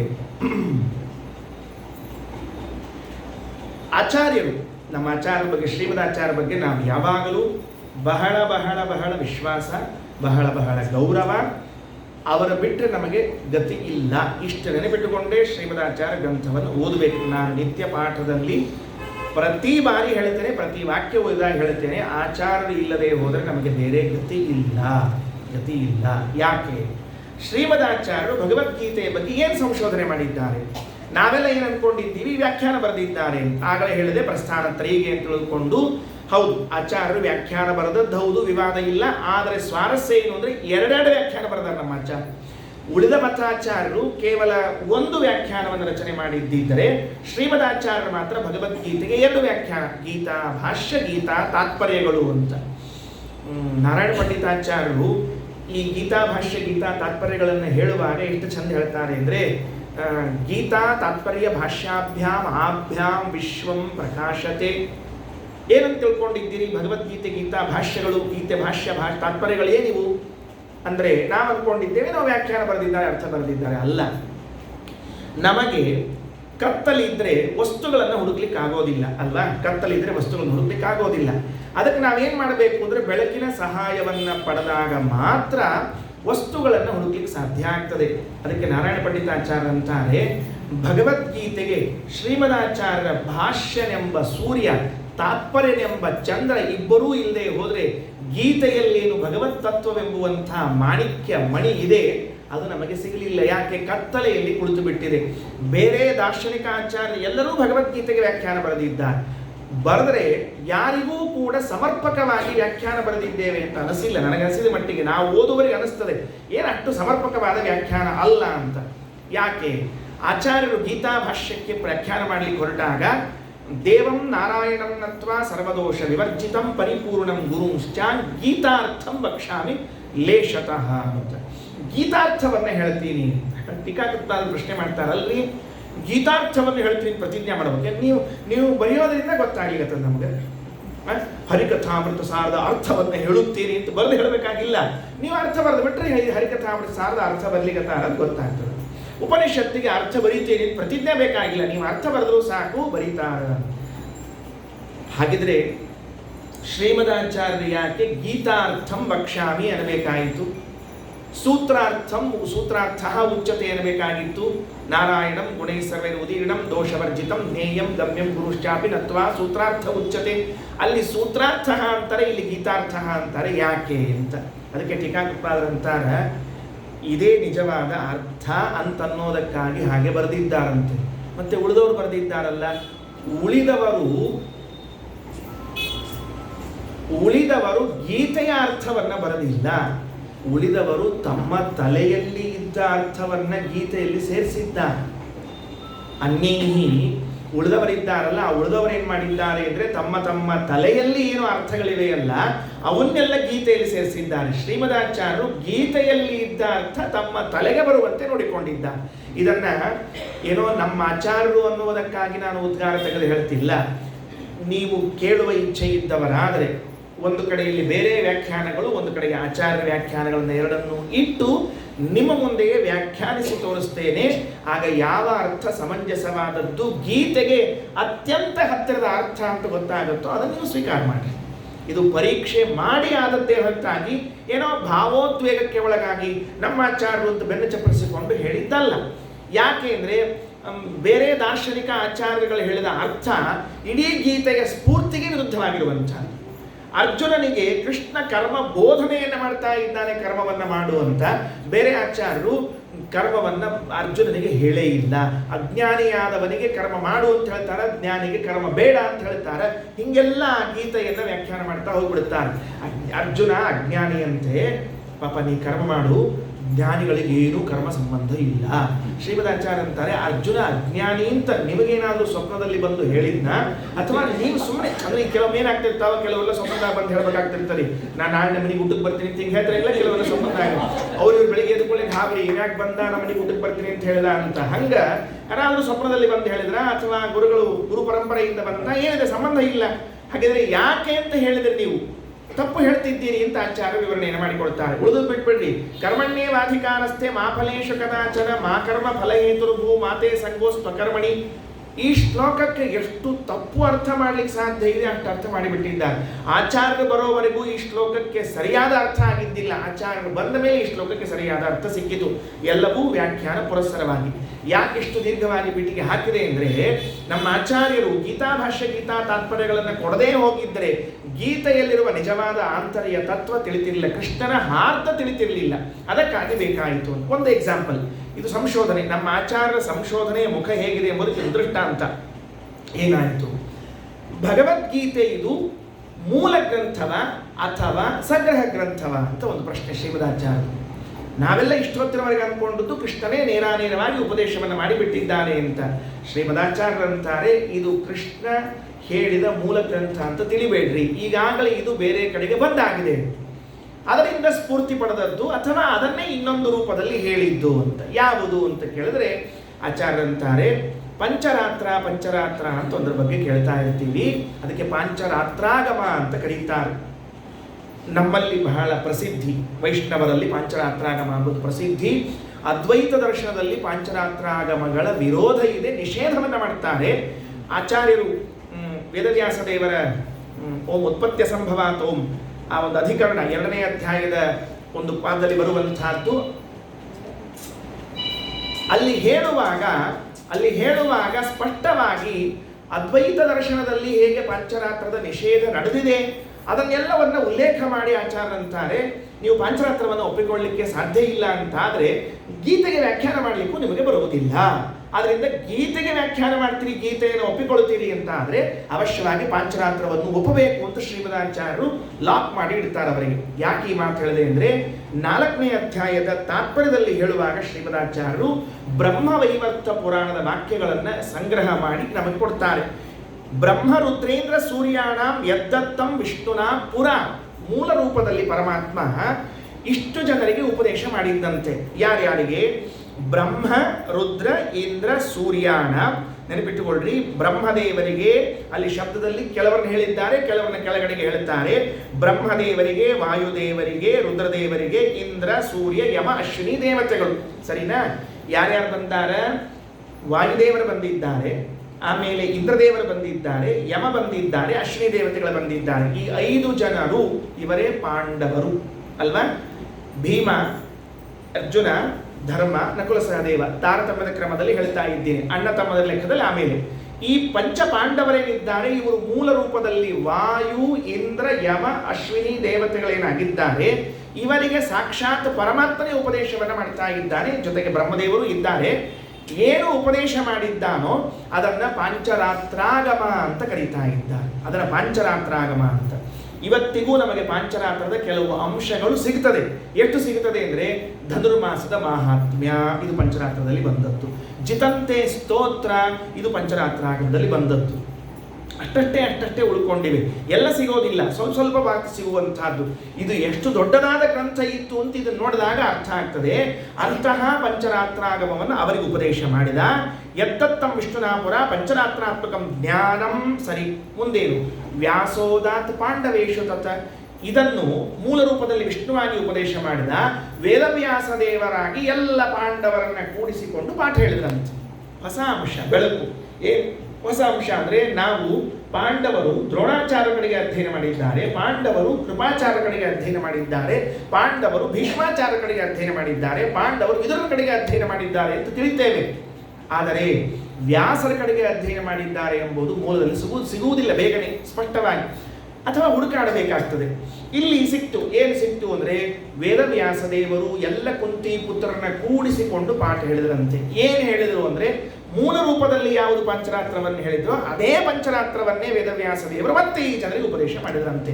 2ನೇ ಬಾರಿ ಬಂತು ಈಗಾಗಲೇ ಪಾಂಡವರ ಕೈಯಲ್ಲಿ, ಮುಗಿತು. ಮುಂದೇನಾಯಿತು ಅಂದರೆ, ತೇಷಾಮೇವ ಅವತಾರೇಶು ಸೇನಾ ಮಧ್ಯೆ ಅರ್ಜುನಾಯ ಚ ಯುದ್ಧಕ್ಕೆ ಬಂದರು. ಭಾರಿ ಬಂತ್ರಿ ಯುದ್ಧ. ಅವು ಕೊಡೋದಿಲ್ಲ ಅಂತ ಆದರೆ ನಾವೇನು ನಿಮ್ಗೆ ನಿಮ್ಮ ಸ್ವಲ್ಪ ಎಷ್ಟ್ರಿ ಹೇಳಿದ್ದೇಳ್ರಿ. ಬಂದ ಕೃಷ್ಣ ಪಾಪ ಹೇಳಿದ, ನೋಡ್ರಿ ಅವ್ರ ರಾಜ್ಯ ಅವ್ರಿಗೆ ಕೊಟ್ಬಿಡ್ರಿ. ಏನು ಭಾಳ ಕೇಳಿಲ್ಲ, ಅವ್ರ ರಾಜ್ಯ ಅವ್ರಿಗೆ ಕೊಟ್ಬಿಡೇ, ಕೊಡ್ಲಿಕ್ಕೆ ಆಗೋದಿಲ್ಲ. ಇಲ್ಲ, ಒಂದು ಕೆಲಸ ಮಾಡ್ರಿ, 5 ಹಳ್ಳಿ ಕೊಟ್ಬಿಡ್ರಿ. ಅವರ ಹಳ್ಳಿ ಒಳಗೆ ಇದ್ಕೊಂಡು ಪಾಳೆಗಾರರೋ ಏನೋ ಪಂಚಾಯತ್ ಮೆಂಬರು ಏನೋ ಆಗಿ ಅವ್ರ ಪಾಡಿಗೆ ಅವ್ರು ಇರ್ತಾರ, ಕೊಟ್ಬಿಡ್ರಿ ಅಂದ್ರೆ ಸೂಚಕ್ರ ವೇದಿಕಾ ಅಭಿದೈತ್ತು ನೈಚ್ಛತ್ ಸುಯೋಧನ. ಸೂಚಿ ಬಿದ್ರೆ ತೆಳಗ ಮೊನೆ ಅದರ ತುದಿ ತಾಕಿದ್ರೆ ಅಷ್ಟು ಮಣ್ಣು ಸತೆ ಕೊಡಂಗಿಲ್ಲ ಅಂತ ಹೇಳ. ಏನೋ ತಾ ಸ್ವಂತ ಸಂಪಾದನೆ ಮಾಡಿ ಗಟ್ಟಿ ಇಟ್ಕೊಂಡಂಗ ಮೋಸ ಮಾಡಿ ಸಂಪಾದನೆ ಮಾಡಿದ್ದನ್ನ. ಇಲ್ಲ, ಯುದ್ಧ ಆಯಿತು. ಯುದ್ಧ ಅನಿವಾರ್ಯವಾಗಿ ಯುದ್ಧ ಭೂಮಿಗೆ ಬಂದು ನಿಂತ್ಕೊಂಡ್ರು. ಆಗಲೇ ಹೇಳಿದೆ ಗೀತೆ ಎಲ್ಲಿ ಹುಟ್ಟಿಕೊಡ್ತೀವಿ ಅಂತ, ಅದಕ್ಕೆ ಬಂತೀಗ. ಸೇನಾ ಮಧ್ಯೆ ಅರ್ಜುನಾಯ ಪ್ರಾದಾತ್ ಗೀತೇತಿ ನಿರ್ದಿಷ್ಟಂ ಸಂಕ್ಷೇಪೇಣ ಅಯುತ್ಸವೇ, ಯುದ್ಧ ಮಾಡೋದಿಲ್ಲ ಅಂತ ಬಂದ್ಬಿಟ್ಟ. ಎಲ್ಲ ಹಾಕ್ಕೊಂಡು ಬಂದನ, ನೆನ್ಪಿಟ್ಟುಕೊಳ್ರಿ. ಕವಚ ಹಾಕ್ಕೊಂಡಾನ, ಕಿರೀಟ ಹಾಕ್ಕೊಂಡಾನ, ರಥ ಏರ್ಕೊಂಡಾನ, ಬಿಲ್ಲು ಬಾಣ ಹಿಡ್ಕೊಂಡಾನ. ಅಲ್ಲ, ಯುದ್ಧ ಮಾಡದೆ ಇದ್ದವ್ ಇಷ್ಟೇ ತಯಾರಿ ಮಾಡ್ಕೊಂಡ್ ಬರ್ಬೇಕು. ಧಾಬಳಿ ಉಟ್ಟುಕೊಂಡು, ಮೇಲ್ವಸ್ತ್ರ ಉಟ್ಟುಕೊಂಡು, ತಂಬಿಗೆ ಥಾಲಿ ತಗೊಂಡು ಎಲ್ಲಿ ತನಕ ಬಂದು ನಾವು ಊಟ ಅವಲ್ಲೇ. ಯಾರಾದ್ರೂ ನಂಬ್ತಾರ ಇದನ್ನ ಹೇಳೋಣಂತ, ನಾವು ಊಟವಲ್ಲೇ. ಇಷ್ಟೆಲ್ಲ ಒಳ್ಳೆ ಅನ್ನೋ ತಯಾರಿ ಯಾಕೆ ಮಾಡ್ಕೋಬೇಕಾಗಿತ್ತು? ಅಲ್ಲೇ ಮಂಚದಲ್ಲಿ ಬೀಳ್ಬೇಕಾಗಿತ್ತು, ಬಿದ್ದು ಹೇಳಬೇಕಾಗಿತ್ತು ನಾವು ಊಟವಲ್ಲೇ ಅಂತ. ಅಂದ್ಮೇಲೆ ಇಷ್ಟೆಲ್ಲ ತಯಾರಿ ಮಾಡ್ಕೊಂಡು ಬಂದಾನ ಅಂದ್ರೆ ನೀವು ಒತ್ತಡ ಹಾಕ್ಬೇಕಾಗ್ಯದ ಅವ್ರ ಮೇಲೆ. ಮಾಡ್ರಿ, ಮಾಡಬೇಡ್ರಿ, ಹಿಂಗಾಗಿ ಸ್ವಲ್ಪ ಒತ್ತಡ ಬಿದ್ದಾಗ ಒಳಗೆ 1 ಕಿಲೋ ಬದಲಿ 2 ಕಿಲೋ ಹೋಗ್ತದೆ ಅಂತ ಅರ್ಥಬೇಕು. ಹಂಗಾಗಿದೆ ವ್ಯವಸ್ಥೆ, ವಸ್ತುಸ್ಥಿತಿ ಅಲ್ಲ. ಹಂಗಾಗಿ ಏನಂದ, ಎಷ್ಟು ದೊಡ್ಡ ಉಪದೇಶ ಮಾಡ್ಯಾನ ಗೊತ್ತೇನ್ರಿ ಅವ ಕೃಷ್ಣ. ಅರ್ಜುನ ಎಷ್ಟು ದೊಡ್ಡ ಮಾತುಗಳನ್ನ ಆಡ್ತಾನೆ ಕೃಷ್ಣ.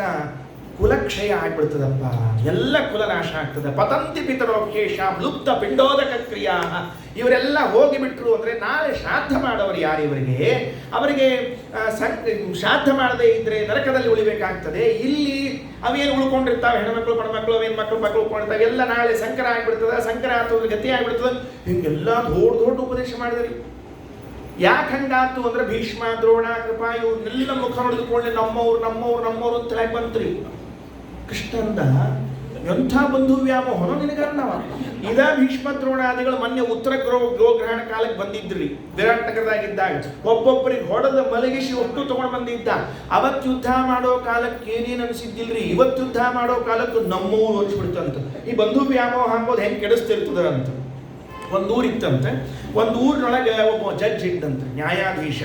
ಅವ ಏನು ಅಂದ್ರೆ ಅವನ ಕಡೆ ಎಷ್ಟು ಕೇಸ್ ಬರ್ತಿದ್ವು ದಿವಸ ಎಲ್ಲ ಒಂದು ಈ ಏನದು ಮರಣ, ಜೀವಾವಧಿ ಶಿಕ್ಷೆ ಇಲ್ಲ ಮರಣ ಅಂತ ಶಿಕ್ಷೆ ಹ್ಯಾಂಗ್ ಮಾಡೋದು ಬರ್ತಿತ್ತಂತೆ. ಗಲ್ಲು ಶಿಕ್ಷೆ ಅದು ದಿವ್ಸಕ್ಕೊಂದು 4-5 ಬರೀತಿದ್ರಿ ಅವ. ಗಲ್ಲು ಶಿಕ್ಷೆ ಸಹಿ ಹಾಕ್ತಿದ್ದ. ಹಿಂಗೊಂದು 8 ವರ್ಷ 4 ವರ್ಷ ಕಳೀತು. ಒಂದು ದಿವಸ ಕೇಸ್ ಏನು ಬಂತು ಅಂದ್ರೆ ಅವರ ಮಗನೇ ಕೊಲೆ ಮಾಡಿದ್ದಾನೆ ಅಂತ ಒಂದು ಬಂದ್ಬಿಡ್ತು. ಬೇರೆ ಯಾವ ಕೋರ್ಟಿಗೆ ಹೋಗಲಿಲ್ಲ, ಅವನ ಕೋರ್ಟಿಗೆ ಬಂತು ಬರೋಬ್ಬರಿ. ಮಗ ಎದುರಿ ನಿಂತಿದ್ದಾನೆ. ಅಪ್ಪ ಈಗ ಹಿಂದಿನ ದಿವಸದಿಂದ ಎಷ್ಟೆಲ್ಲ ಗಲ್ಲು ಶಿಕ್ಷೆ ಅಂತ ಹಾಕಬೇಕಾಗಿತ್ತಲ್ಲ, ಇವತ್ತು ಪೆನ್ನು ಕೆಳಗಿಟ್ಟು ಮಾತಾಡ್ಲಿಕ್ಕೆ ಶುರು ಮಾಡ್ತಾನೆ. ಈ ಗಲ್ಲು ಶಿಕ್ಷೆ ಅಂತ ಅನ್ನೋದು ಅತ್ಯಂತ ಅಮಾನವೀಯ. ಹಿಂಗೆ ಮಾಡಬಾರದು. ಅವನೇನೋ ಒಂದು ಉದ್ವೇಗಕ್ಕೊಳಗಾಗಿ ಯಾರನ್ನೋ ಕೊಂದಿದ್ದಾನೆ ಅಂತ ಹೇಳಿ ಉದ್ವೇಗ ಕಳೆದ ಮೇಲೆ ಇವತ್ತು ಅವನ ಮುಖ ನೋಡ್ರಿ, ಎಷ್ಟು ಪಾಪ ಅವನು ಕೋಮಲ ಇದ್ದಾನೆ, ಎಷ್ಟು ದಯಾಪರನಿದ್ದಾನೆ, ಎಷ್ಟು ಮುಕ್ತನಿದ್ದಾನೆ. ಇಂಥ ಬಾಲಕನನ್ನೆಲ್ಲಾದರೂ ಗಲ್ಲಿ ಹಾಕ್ಲಿಕ್ಕೆ ಸಾಧ್ಯ ಇದೆಯಾ? ಇದು ಕ್ರೂರ ಅಂತ ಹೇಳಿದಂತ ಬಾಜು ಕೂತವ್ರಂದ್ರು. ಮತ್ತು ಇಷ್ಟು ದಿವಸ ನಿಮಗೆ ಕಾಣಿಸಿದ್ದೇನೆ ನಿಮಗೆ ಅಂತ. ಇವತ್ತ್ಯಾಕೆ ಈ ಮಾತು ಬರ್ಲಿಕ್ಕೆ ಅಂದ್ರೆ ಪುತ್ರ ವ್ಯಾಮೋಹ ನನ್ನದು ಅನ್ನುವುದು ಬಂದದ್ದಕ್ಕಾಗಿ ಅವ ಇಷ್ಟಿಷ್ಟು ಪ್ರವಚನ ಕೊಡ್ಲಿಕ್ಕತ್ತಾನೆ. ಹಿಂದಿನ ದಿವಸ ತಂದು ಅಂತ ಇದ್ದಿದ್ದಿಲ್ಲ, ಸಹಿ ಹಾಕ್ತಿದ್ದ, ಗಲಿ ಹಾಕಂತ ತಿಳ್ಕೊಂಡು. ಹಂಗೆ ಅರ್ಜುನನ ಕಥೆ ಆಗ್ಯದ ಇವತ್ತ. ಸೇನಾ ಮಧ್ಯೆ ಭಗವದ್ಗೀತೆ ಹುಟ್ಟಿಕೊಂಡದ್ದು ಸೇನೆಯ ಮಧ್ಯದಲ್ಲಿ. ಎಲ್ಲಿ ಹುಟ್ಟುಕೊಳ್ತು? ಸೇನೆಯ ಮಧ್ಯದಲ್ಲಿ. ಒಂದು ಕಡೆಗೆ 11 ಅಕ್ಷೋಹಿಣಿ ಸೈನ್ಯ, ಇನ್ನೊಂದು ಕಡೆಗೆ 7 ಅಕ್ಷೋಹಿಣಿ ಸೈನ್ಯ. ಇವೆರಡರ ಮಧ್ಯದಲ್ಲಿ ಹುಟ್ಟಿಕೊಂಡಿರುವಂತಹದ್ದು ಯಾವುದು ಅಂದ್ರೆ ಭಗವದ್ಗೀತೆ. ಬಹಳ ವಿಚಿತ್ರದಲ್ಲಿ ಇದು 11, ಇದು 7, 7-11 ಅಂತ ನಮಗೆ ಗೊತ್ತದೆ. ಆ 7-11 ನಡುವು ಹುಟ್ಟಿದ್ದು 7-11 ಗೀತೆ, 18 ಅಧ್ಯಾಯದ ಗೀತೆ. 8 ಗೀತಾ ಹುಟ್ಟುಕೊಂಡಿತ್ತು ಅಂದ್ರೆ 7-11 ಮಧ್ಯದಲ್ಲಿ ಹುಟ್ಟಿದ್ದರಿಂದ ಅಷ್ಟೇ ಅಧ್ಯಾಯಗಳು ಹುಟ್ಟುಕೊಂಡವು, ಜಾಸ್ತಿ ಹುಟ್ಟುಕೊಳ್ಳಿಲ್ಲ.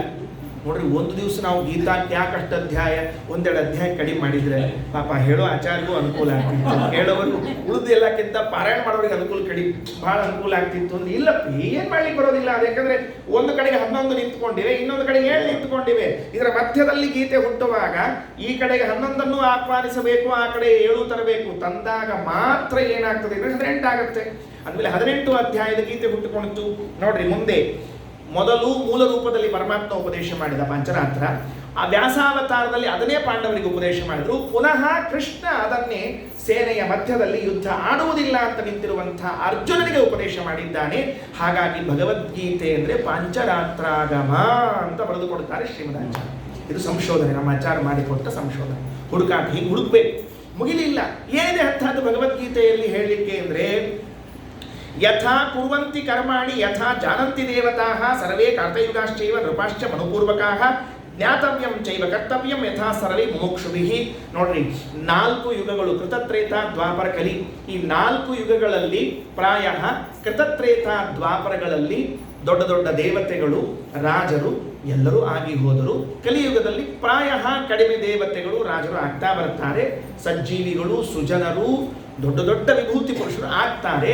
ಈ 4 ಯುಗದಲ್ಲಿ ಬರುವಂತಹ ಮೋಕ್ಷಯೋಗ್ಯರಾದ ಜೀವರಾಶಿಗಳು ಅಂತೇನಿದ್ದಾರೆ, ಅವರು ಏನನ್ನ ತಿಳಿಯಬೇಕು, ಏನನ್ನ ಮಾಡಬೇಕು, ಇದೆಲ್ಲವನ್ನೂ ಕೂಡ ಭಗವದ್ಗೀತೆ ಬಿಚ್ಚಿ ಇಟ್ಟಿದೆ ಎಂದು ತಿಳಿಸಿಕೊಟ್ಟಿದ್ದಾರೆ. ಹಾಗಾದರೆ ಭಗವದ್ಗೀತೆಯಲ್ಲಿ ಇರೋದೇನು ಅಂದರೆ, 4 ಯುಗಗಳಲ್ಲಿ ಹುಟ್ಟಿ ಬರುವಂತಹ ದೇವತೆಗಳು, ಋಷಿಗಳು, ಗಂಧರ್ವರು, ಬೇರೆ ಬೇರೆ ದೊಡ್ಡ ದೊಡ್ಡ ವಿಭೂತಿ ಪುರುಷರು, ಅವರೆಲ್ಲ ಏನು ತಿಳಿಬೇಕು, ಏನು ಮಾಡಬೇಕು ಅನ್ನೋದನ್ನೆಲ್ಲ ಭಗವದ್ಗೀತೆಯಲ್ಲಿ ಹೇಳಲಾಗಿದೆ ಅಂತೆ. ಮತ್ತೊಂದು ಮಾತು, ಆಚಾರ್ಯರು ಯಾವಾಗಲೂ ಬಹಳ ಅದ್ಭುತವಾಗಿ ಹೇಳುವಂತಹದ್ದು, ಕಲಿಯುಗದಲ್ಲೂ ಕೂಡ ನಿಮಗೆ ಸಾಧ್ಯವೆನಿಸಿದರೆ, ಯಾಕೆ ನಾ ಈ ಶಬ್ದ ಹೇಳ್ತೀನಿ ಅಂದರೆ, ಇದು ನನ್ನ ಕಡೆಯಿಂದ ಬಂದ ಕಾರ್ಬಾರಿ, ಆ ವಾಕ್ಯ ಅಲ್ಲ, ನಮ್ಮ ಶ್ರೀಮದಾಚಾರ್ಯ ವಾಕ್ಯ ಅಲ್ಲ, ಆಚಾರ್ಯ ಹೇಳಿದ್ದಾರೆ, ನನ್ನ ಕಡೆಯಿಂದ ಹೇಳ್ತೀನಿ. ಕಲಿಯುಗದಲ್ಲೂ ಕೂಡ ನಿಮಗೆ ಸಾಧ್ಯವೆನಿಸಿದರೆ ಕೃತಯುಗದ ಧರ್ಮವನ್ನೇ ಪರಿಪಾಲನೆ ಮಾಡ್ರಿ, ಕಲಿಯುಗದ ಧರ್ಮವನ್ನು ಪರಿಪಾಲನೆ ಮಾಡಬೇಡ್ರಿ.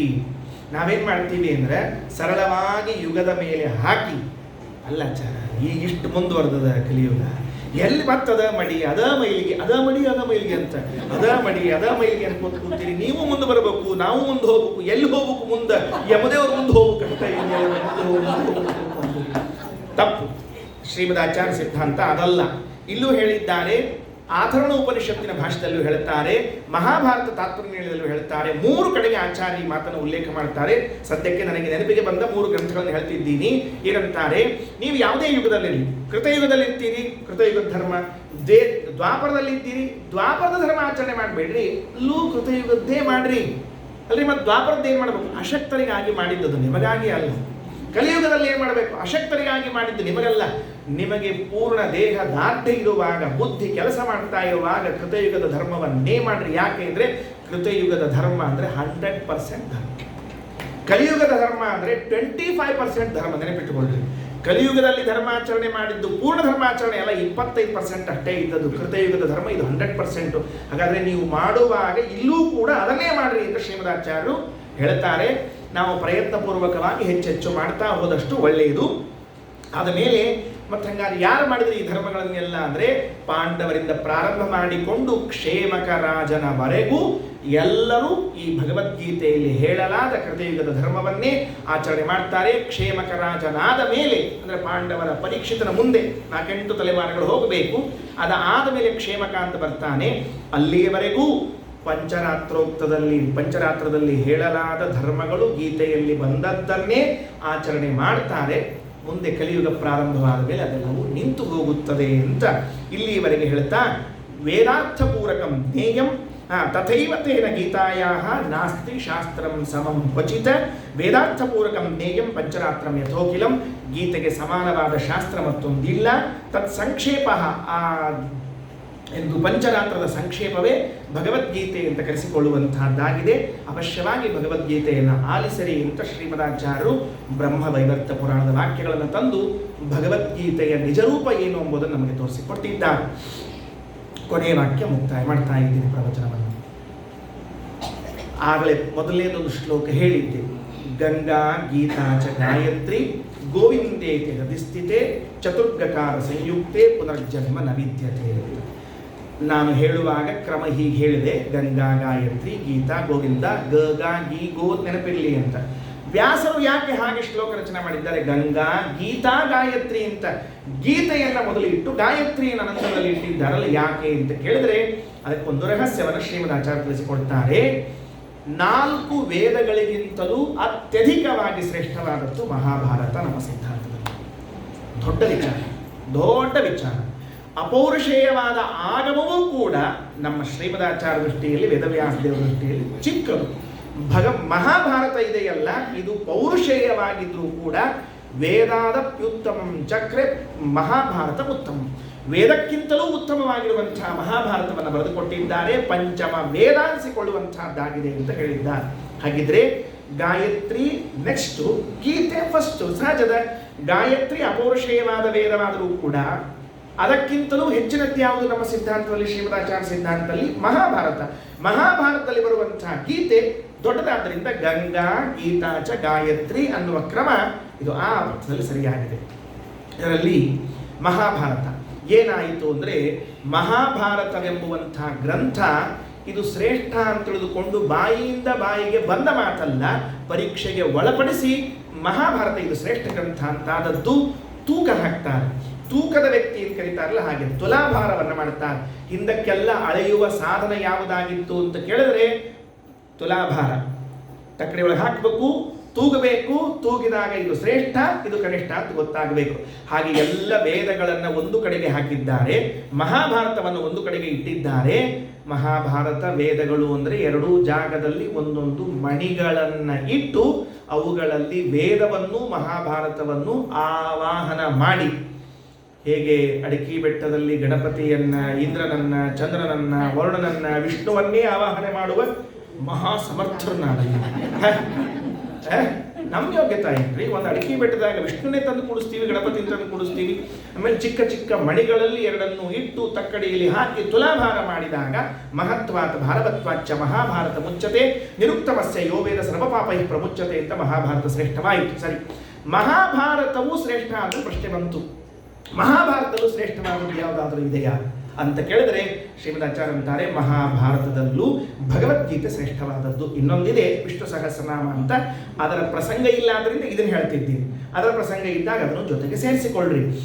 ಭಾರತಂ ಸರ್ವಶಾಸ್ತ್ರೇಷು ಭಾರತೆ ಗೀತಿಕಾವರ ವಿಷ್ಣು ಸಹಸ್ರನಾಮಾಪಿ ನಿರಂತರ ಶತಾರ್ಥಕಂ ಭಗವದ್ಗೀತಾ. ಅದರ ಹೆಂಗೆ ಅಂದ? ಮಹಾಭಾರತ ಪಾರಿಜಾತ ಮಧುಭೂತಾಂ ಗೀತಾಂ ಉಪನಿಬಂಧ. ಆಚಾರ್ಯ ಗೀತಾ ಭಾಷೆಯಲ್ಲಿ ಹೇಳುವಾಗ ಗೀತಾ ಅಂದ್ರೆ ಏನು ಅಂದ್ಕೊಂಡಿದ್ದೀರಿ ಅಂದರೆ, ಮಹಾಭಾರತ ಅಂತ ಒಂದು ಪಾರಿಜಾತ ವೃಕ್ಷ. ಮಹಾಭಾರತ ಪಾರಿಜಾತ ಪುಷ್ಪವೇ. ಪಾರಿಜಾತ ಪುಷ್ಪದಲ್ಲಿ ಮಕರಂದ, ಮಧು, ಜೇನು ಅಂತಂದ್ರೆ ಅದು ಭಗವದ್ಗೀತೆ. ಮಹಾಭಾರತ ಪಾರಿಜಾತ ಮಧುಭೂತಾಂ ಗೀತಾ ಉಪನಿಬಂಧ. ಹೌದಾ, ಗೀತಾ ಅಂತ ಹೇಳಿದ್ರಿ, 18 ಅಧ್ಯಾಯದ ಗೀತಾದೊಳಗೂ ಯಾವುದಾದ್ರೂ ಮತ್ತೆ ಸಾರವಾದ ಭಾಗ ಏನು ಅದ ಏನ್ರಿ ಆಚಾರ? ಅಲ್ರಿ ಸರ್, ಎಷ್ಟು ಸಾರು, ಎಷ್ಟು ಹುಳಿ, ಎಷ್ಟು ಅನ್ನ, ನಿಮಗೆ ಬೇರೆ ತಲೆಗ ಬರೋದಿಲ್ಲ ಕಾಣಿಸ್ತದೆ. ಹೌದ್ರಿ, ಈಗ ಊಟಕ್ಕೆ ಹಾಕಿಬಿಟ್ಟಿರ್ತಾರೆ ಅಂತ ಇಟ್ಕೊಳ್ರಿ, ಎಲ್ಲ ತಿನ್ಲಿಕ್ಕೆ ಆಗಂಗಿಲ್ಲ ರೀ. ಅದ್ರಾಗಿನ ಸಾರ ಭಾಗವನ್ನು ಮಾತ್ರ ತಗೊಳ್ಬೇಕು. ಹೆಂಗ ಅಂದ್ರೆ, ಪಾಯಸದಾಗಿದ್ದು ಗೋಡಂಬಿ ಸಾರ ಭಾಗ, ಕೆಲವರು ಕೋಸಂಬರಿ ಒಳಗೆ ಹಾಕಿರ್ತಾರೆ ಗೋಡಂಬಿ ಸಾರವಾದ್ದು, ಚಿತ್ರಾನ್ನ ಪುಳಿಯೋಗರೊಳಗೆ ಗೋಡಂಬಿ ದ್ರಾಕ್ಷಿ ಸಾರ ಭಾಗ. ಅದಕ್ಕೆ ಕೆಲವರು ಸಾರದ ಮೇಲೆ ಇರುವಂಥವ್ರು ಹಂಚ್ಕೊಂಡಿರ್ತಾರಲ್ಲ, ಹಂಗೆ ಸಾರ. ಯಾವುದು ಭಗವದ್ಗೀತೆಯಲ್ಲಿ ಸಾರಭೂತವಾದದ್ದು ಅಂದ್ರೆ 15ನೇ ಅಧ್ಯಾಯವೇ ಅತ್ಯಂತ ಸಾರಭೂತವಾದದ್ದು. ಯಾಕೆ ಅಂದ್ರೆ ಇದನ್ನು ಹೇಳಿದ್ದು ಕೇವಲ ಶ್ರೀಮದಾಚಾರ್ಯರಲ್ಲ, ಶಂಕರಾಚಾರ್ಯರು, ರಾಮಾನುಜಾಚಾರ್ಯರು, ಶ್ರೀಮದಾಚಾರ್ಯರು, ಎಲ್ಲ ಆಚಾರ್ಯರು ಕೂಡ ಏಕಕಂಠದಿಂದ ಹೇಳ್ತಾರೆ, ಭಗವದ್ಗೀತೆಯಲ್ಲಿ ಅತ್ಯಂತ ಶ್ರೇಷ್ಠವಾದ ಭಾಗ ಯಾವುದಾದ್ರೂ ಇದ್ರೆ 15ನೇ ಅಧ್ಯಾಯ. ಮತ್ ಪ್ರಶ್ನೆ, ಪುರುಷೋತ್ತಮ ಯೋಗ ಬಂತೀಗ. ಮತ್ ಪ್ರಶ್ನೆ, ಆಚಾರ ಆ 15ನೇದೊಳಗೂ ಒಂಚೂರು ಏನ್ರಿ ಶ್ರೇಷ್ಠದ ಏನ್ರಿ ಮತ್ತ ಅಂತ. ಏನ್ರಿ ಆಚಾರ, ಎಷ್ಟು ಒಳಗೊಳಗೆ ಹೋಗ್ತೀರಿ ಅಂದ್ರೆ ಅದ ಅಂತಾರೆ. ಮತ್ತ ಯಾರು? 3 ಮಂದಿ ಆಚಾರ್ಯ ಏಕಕಂಠದಿಂದ ದ್ವಾವಿಮೌ ಪುರುಷೋ ಲೋಕೆ ಕ್ಷರಶ್ಚಾಕ್ಷರ ಏವ ಚ ಕ್ಷರ ಸರ್ವಾಣಿ ಭೂತಾನಿ ಕೂಟಸ್ಥೋ ಅಕ್ಷರ ಉಚ್ಯತೆ ಉತ್ತಮ ಪುರುಷಸ್ತ್ವನ್ಯಃ ಪರಮಾತ್ಮೇತ್ಯುದಾಹತಃ. ಇದೇನು ಶ್ಲೋಕಗಳಿವೆ, ಕೊನೆ 4-8 ಶ್ಲೋಕಗಳು, ಅವು 15ನೇ ಅಧ್ಯಾಯದಲ್ಲೂ ಸಾರ ಅಂದ್ರೆ ಇಡೀ ಶಾಸ್ತ್ರದ ಸಾರ. ಸ ಸರ್ವವಿದ್ ಭಜತಿ ಮಾಂ ಸರ್ವಭಾವೇನ ಭಾರತ ಇತಿ ಗುಹ್ಯತಮಂ ಶಾಸ್ತ್ರವಿದಮುಕ್ತಂ ಮಯಾನಘ. ಅರ್ಜುನ, ಇದನ್ನು ತಿಳ್ಕೊಂಡ್ರೆ ಎಲ್ಲ ಶಾಸ್ತ್ರ ತಿಳಿದಂತೆ ಅಂತ ಹೇಳಿ ಕೃಷ್ಣ ಅಧ್ಯಾಯವನ್ನು ಮುಕ್ತಾಯ ಮಾಡ್ತಾನೆ. ಅಂದ ಮೇಲೆ ಸಕಲ ಶಾಸ್ತ್ರಗಳಲ್ಲಿ ವೇದಕ್ಕಿಂತ ಮಹಾಭಾರತದಲ್ಲಿ ಭಗವದ್ಗೀತೆ 15ನೇ ಅಧ್ಯಾಯ 15ನೇ ಅಧ್ಯಾಯದಲ್ಲಿ ದ್ವಾದಮೌ ಪುರುಷೌ ಲೋಕೆ ಅನ್ನುವಂತಹ ಶ್ಲೋಕಗಳು. ಹಾಗಾಗಿ ನಾವು ಇವತ್ತೇನು ಉಪಕ್ರಮ ಮಾಡಿದ್ದೇವೆ, ಗೀತೆಯ 15ನೇ ಅಧ್ಯಾಯವನ್ನು ಕೇಳಬೇಕು 1 ವಾರಗಳು ಅಂತ ಇವತ್ತು ಪ್ರಾಸ್ತಾವಿಕದಲ್ಲಿ 15ನೇ ಅಧ್ಯಾಯದವರೆಗೆ ತಂದು ನಿಲ್ಲಿಸಿದ್ದೇವೆ. ನಾಳೆ 15ನೇ ಅಧ್ಯಾಯದ ಮಹತ್ವ ಏನು, ಯಾಕೆ ಶ್ರವಣ ಮಾಡಬೇಕು, ಒಳಗೆ ಪ್ರಾರಂಭ ಆಗ್ತದೆ. ಊರ್ಧ್ವಮೂಲ ಮಧಶಾಖಂ ಅಶ್ವತ್ಥಂ ಪ್ರಾಹುರಭಯಂ ಛಂದಾಂಸಿ ಯಸ್ಯ ಪರ್ಣಾನಿ ಯಸ್ತಂ ವೇದ ಸವೇದರಿತ ಅಂತ ಪ್ರಾರಂಭ ಆಗ್ತದೆ. ಶ್ರೀಕೃಷ್ಣಾರ್ಪಣಮಸ್ತು. ಅಕ್ಷಯಂ ಕರ್ಮ ಯಸ್ಮಿನ್ ಪರೇ ಸ್ವರ್ಪಿತಂ ಪ್ರಕ್ಷಯಂ ಯಾಂತಿ ದುಃಖಾನಿ ಯನ್ನಾಮತಃ ಅಕ್ಷರೋ ಯೋಜನಃ ಸರ್ವದೈವಾಮೃತಃ ಕುಕ್ಷಿಗಂ ಯಸ್ಯ ವಿಶ್ವಂ ಸದಾ ಜಾಲಿನಂ ಪ್ರೀಣಯಾಮೋ ವಾಸುದೇವಂ ದೇವತಾ